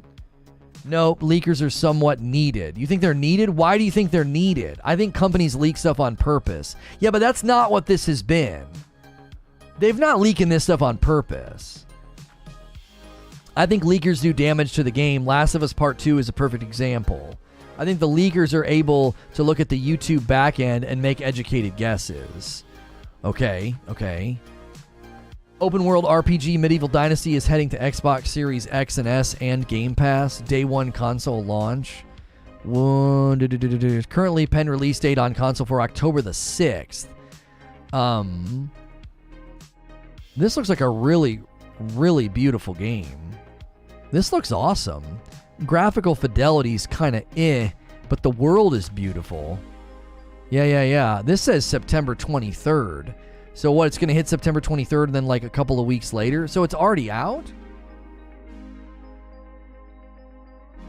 Google shuts down Stadia, shocking gamers who assumed they'd already done that. I thought they did. I had already thought they shut it down. Yeah. I thought they'd already shut it down. Okay, so Akuta Papa says, yes, they are. Several companies have been doing this for several years. I think it depends on the context of the leak, says Rare Barney. Sino says, I think the leakers are able... Oh, I already read that. Leakers are bad for the industry. Skivvy says, I feel like after the one guy who is leaking and also a reviewer has them thinking twice about leakers. I have to agree with Eugene. Eugene said yes and yes. Leaking it is like spitting in the face of the devs. It's very rude to take advantage of other people's work to get yourself attention. Leakers destroy the excitement and the hype for the game, says Eknor. Some of the announcements don't hit the same anymore. Leakers, you mean bloggers? I don't think devs hire leakers on purpose. No. I'm not talking about those kind of leaks. We had leaks surrounding the PlayStation Showcase and the God of War Ragnarok release date, and those leaks irritated people because they got it wrong. We thought we would have had a PlayStation Showcase by now. We thought we were going to get that Ragnarok release date, and then we didn't. You know what I mean? This guy says no, someone else. Yeah, that guy. What a genius. Poor Dan. I don't feel bad for him. Poor Dan. He did it to himself. I wonder if the prominence of leakers is because we've had such a huge drought. They weren't as prominent before the sickie. This is why I said it's in context. GTA 6 leaks were bad. Right. I get what you're saying. Right. Like, there are leaks that are bad. There are leaks that hurt it. Could we get 14 more likes on the video? Come on. As we kind of bring this conversation around to the final discussion point, which is, what do you think about leakers? It depends on what's being leaked. There's no need to leak a presentation a day before an event. Sometimes it's good to know something Y is in development. Heck. There goes another gifted membership to Joe Stone. Mapping Landfall, South Carolina. It's back to Cat 1. Will we get another trailer or demo? I think we're going to get a PlayStation Showcase in October, and I think there's going to be tons of God of War Ragnarok gameplay. Yes. I think October's going to be big. I got hype off the GTA 6 leak. I know the outcome will definitely pay off. The GTA 6 leaks hyped a lot of people for the game. We haven't seen anything. Eugene says, depends on the type of leak. Like, does the PS5 discless console leak hurt? Not at all. Right. I thought Sonic Frontiers was leaked info. Turned out it was the devs and they were being serious. Did The Last of Us 2 leak hurt? Yes. Yeah, that one hurt. Smashville with a $20 tip through Super Chat. For the beer fund tonight, I love these typical Fridays. Thank you so much for everybody who contributes to the beer fund and everybody who tunes in on a Friday night. Friday nights at 8 p.m. Eastern. If you are a member, make sure you're in the Discord so you don't miss those announcements. Friday nights, streaming with my wife. It's members only. It's a blast. It's going to be very, very fun tonight, I'm sure. They won't show any more Ragnarok. They will show Wolverine and Spider-Man trailers. Actually, Skiffy, up to this point, the pattern is that they won't show much of other games until Ragnarok is out. Now, the PlayStation Showcase will re-emphasize Spider-Man 2 and Wolverine. We'll likely see some Spider-Man 2 gameplay and get a Wolverine expanded cinematic trailer, but there will be a ton of Ragnarok in the PlayStation Showcase. They will not let anything else take the focal point until Ragnarok is out. There is zero doubt in my mind that the PlayStation Showcase will have a ton of Ragnarok. Leaking stuff is technically illegal, says Akuta Papa. You are stealing intellectual property and posting it publicly. If it hurts the company and seems to be malicious, then legal action should be used. When you leak a reveal of something that's upcoming like that, you hurt the company whether or not the leak is accurate or not. Yeah, I felt like the leaks around God of War Ragnarok hurt it. There were numerous God of War Ragnarok leaks, and I think they hurt the game. I can't wait for more cutscenes. I wonder if Xbox is holding back on Hellblade 2 so they don't have to compete with God of War. I think Hellblade 2 isn't saying or showing much because they are still early in development. That's what I think. They're still early in development, man. That's what I think. If you don't have much to show yet, then, you know, I don't think it's because of Ragnarok. I think generally speaking, you know, that's always going to be Hellblade 2 will be at Keeley's again. Yeah, it wouldn't surprise me at all if we finally see some Hellblade 2 at the Game Awards. Yeah. I would go along with that. You know what I mean? Have you seen the dude exposing? Yes. It's great. I've my short form content is so funny to me. If it blows up on YouTube, it doesn't go anywhere on the other platforms. If it does well on the other platforms, then it doesn't go anywhere over here. It's so funny how that works out. It's like, I don't know. So weird. Leaders, leakers. Leakers are clout chasers. Well, sometimes they're clout chasers, yeah. Sometimes they're just trying to mess with people, right? 5 more likes for 500. Thank you, Mitch. Yeah, sometimes I think they're just trying to mess with people. Like, they do false trails, false leaks, false info. You know what I'm saying? I think that is very common. Obviously, the guy that did it recently, the guy that did it recently and got exposed, he admitted he liked the feeling, he liked the publicity, even though it was a fake account. Rumor is Wolverine maybe multi-plat. Where'd you hear that rumor? Where did you hear the rumor that Wolverine will be multi-platform? An Insomniac Marvel title going multi-platform after they said that Spider-Man will be the first non-cross-generationally supported game. You think the very next Marvel title they'll come out with will be multi-plat? A tweet? That sounds like somebody pulling your leg, bro. I've not seen that reported anywhere. That would have been pretty major headlines. Hugh Jackman said it. What are you trying to prove by leaking? Nothing except the fact that you have no respect for the devs and the work. I think I heard that too. All right. Wolverine multi-plat news. No. Wolverine multi-platform. I'm not seeing a single gaming outlet reporting on this, bro. No. I'm not seeing a single gaming news outlet reporting on this. It sounds like somebody's pulling your leg. Yo, Eknor with 2,000 something. That is $25. It's Indian rupees. Thank you so much, Eknor. Appreciate that very, very much. That's a $25 tip. Here's my contribution to the Beard Fund. I didn't know about this. You guys don't have to give money to the beer fund. That's very kind. Sometimes people literally tip me money and say, hey, try this beer out. They want me to try out a beer, and they basically buy me a beer. That's a way to buy me a drink, basically. Some people do that. Horrible way Google informs Stadia employees about the shutdown. Hey, everyone. We'll be having a Stadia meeting to share important updates with everyone. Apologies for the short notice. We'd appreciate if you can please prioritize attending the meeting or check with your manager afterwards. Details have been added to your calendars. This will be virtually only meeting, so please feel free to join whenever you're working today. See, they're saying that's a horrible way to let people know, Wheezy, but do you honestly think if they let people know early or in a different way, it would have just gotten leaked?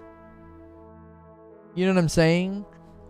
How is that a crappy way to let people go? That any division that gets closed down is going to find out that way. What do you think, they warn people?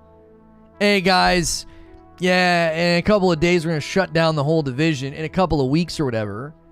Then it gets leaked, then it hurts share value, stock value, there's all this market speculation. You have to do it like that. Like, what major corporation's going to shut down an entire division and be, like, nice about it? They just have to, like, kind of do it. And it's terrible. And it sucks. But, like, I don't know. They're also giving all the Stadia team enough time to find other roles and teams. Yeah. Like, they're refunding everybody's money who bought one. They're making sure they all have enough time to find other roles and teams, but they have to do it in one fell swoop. Like, I don't understand. What would be the expectation? Like, they send everybody a gift basket to warn them like a month in advance? Like, there's not a nice way to do it. You have to wait. You can't let anybody know it's coming because it's not good. You have to do it sort of suddenly. You know? Now, it sucks for the developers that were working on games, but again, what are they supposed to do? Tell some dev that they're shutting down Stadia well before it happens? Like, no, you can't. Again, you can't do that. You can't let that kind of info out early. That's not going to work. That is not going to work. Finding out by press release is brutal. Oh, sure it is. I'm not going to sit here and pretend. I am not going to pretend that it's fun or not. It's a gigantic bummer. Of course it is. Of course it is. It's terrible. But you can't act like Google did something wrong. Like, how dare you? How dare you not tell them in advance? That would hit Twitter and market speculation YouTube channels and affect stock value, share value, and other, intangibles.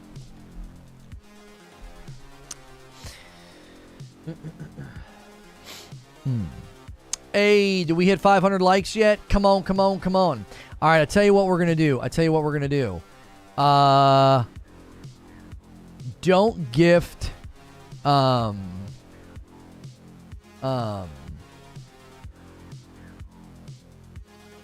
don't gift any more members on this stream because we want all those ones to get distributed. If you guys want to do like super chats or you want to do your own member, feel free. We're going to be shifting gears to the next stream. So don't go anywhere. Smash the like button, smash subscribe, do all the things, right?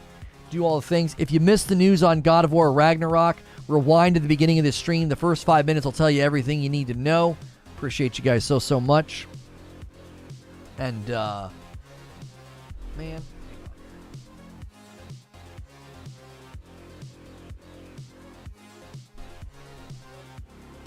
Okay. We did this yesterday. We had to do this yesterday because of the dead pixel, and it's just driving me nuts. Like, I don't want it over there. There we go. I didn't do the thing that you guys told me to do. I didn't do it yet.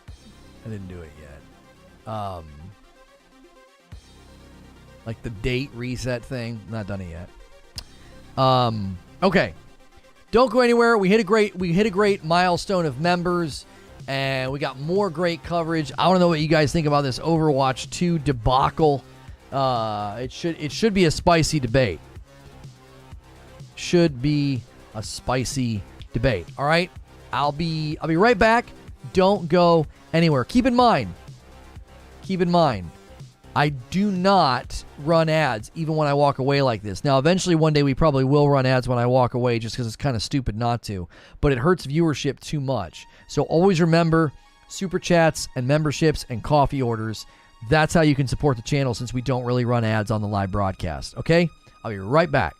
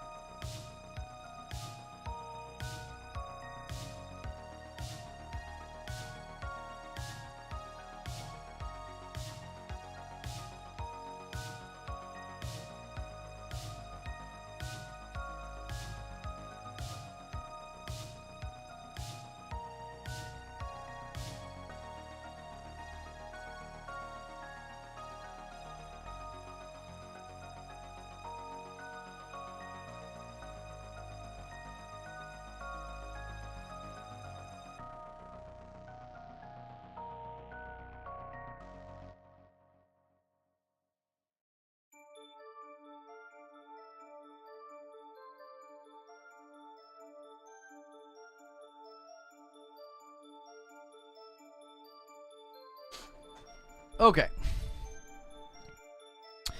All right, chat. Make a couple adjustments here. And don't forget, you guys got Lono Dadgum today. You unlocked it. Because you're awesome. Let me change that. Thumb? I didn't really check back end today to see. Yeah, thumbs are still changing in a wonky way. I just wanted to see where did everybody come from today. Browse, suggested, and search. Hey, we did well today all across the way. We got a great suggest off of the Wild Hearts official reveal trailer. What? Oh, it's because it's a PS5 games trailer. It must be on like a PS5 funnel. So a bunch of people were like, oh, God of War Ragnarok news. Okay, cool. All right. We met a lot of new people today, so that's cool. That's exciting.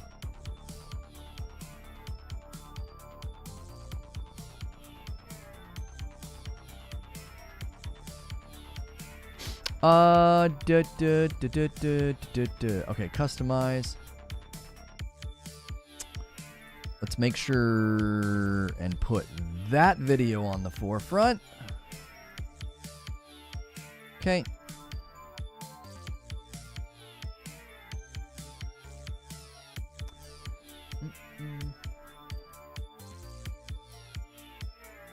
What is Sofa doing? Disney has complete rights over Wolverine.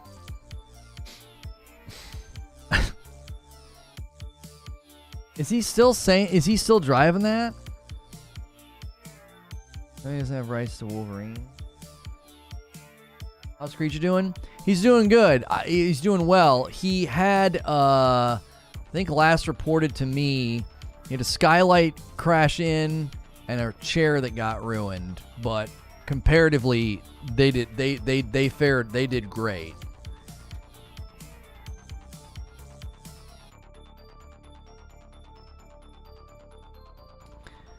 Comparatively, they did great. Like, there's people in a lot worse situations.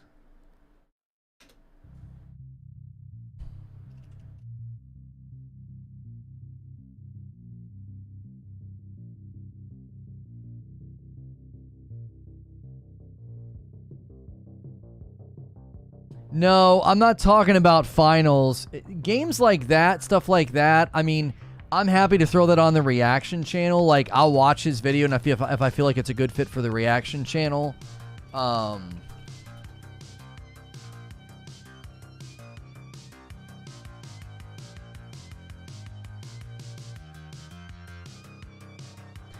it's hard for me to cover a game I've never played. Like, I saw some footage, and I thought it looked kind of bad, but, you know, I mean, you know, everybody's got their own ways of looking at things. Yeah, see, when we don't zoom in, it messes with autofocus, and, like, I'm, like, out of focus. Hang on. We're just going to have to accept the dead pixel for now. It's not that bad.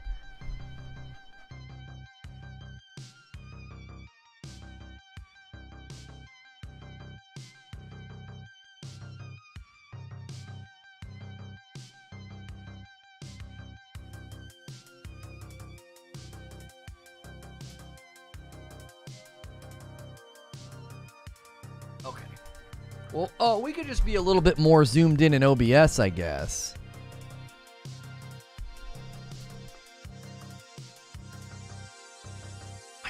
I don't know why. I feel like the autofocus has been acting up today.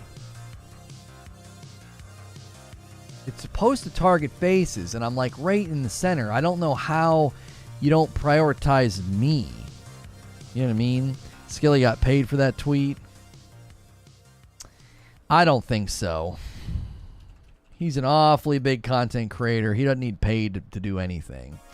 All right, in the event that sometimes redirect doesn't work, okay? Redirect sometimes doesn't work, guys. If redirect traditionally doesn't work very well for you, then click the link in chat to head to the next stream, okay? I just spammed a YouTube link in chat, all right?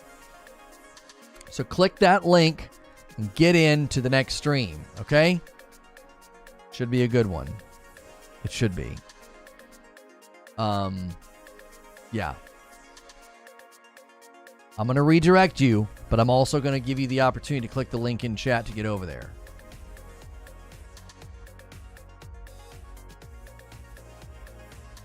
Hey, thanks for clicking on the video. This is going to be my breakdown of the Overwatch 2 Battle Pass, as well as the new player experience. What is going on? There's a lot of controversy and criticism surrounding this. I'm going to break everything down for you right at the beginning of this video.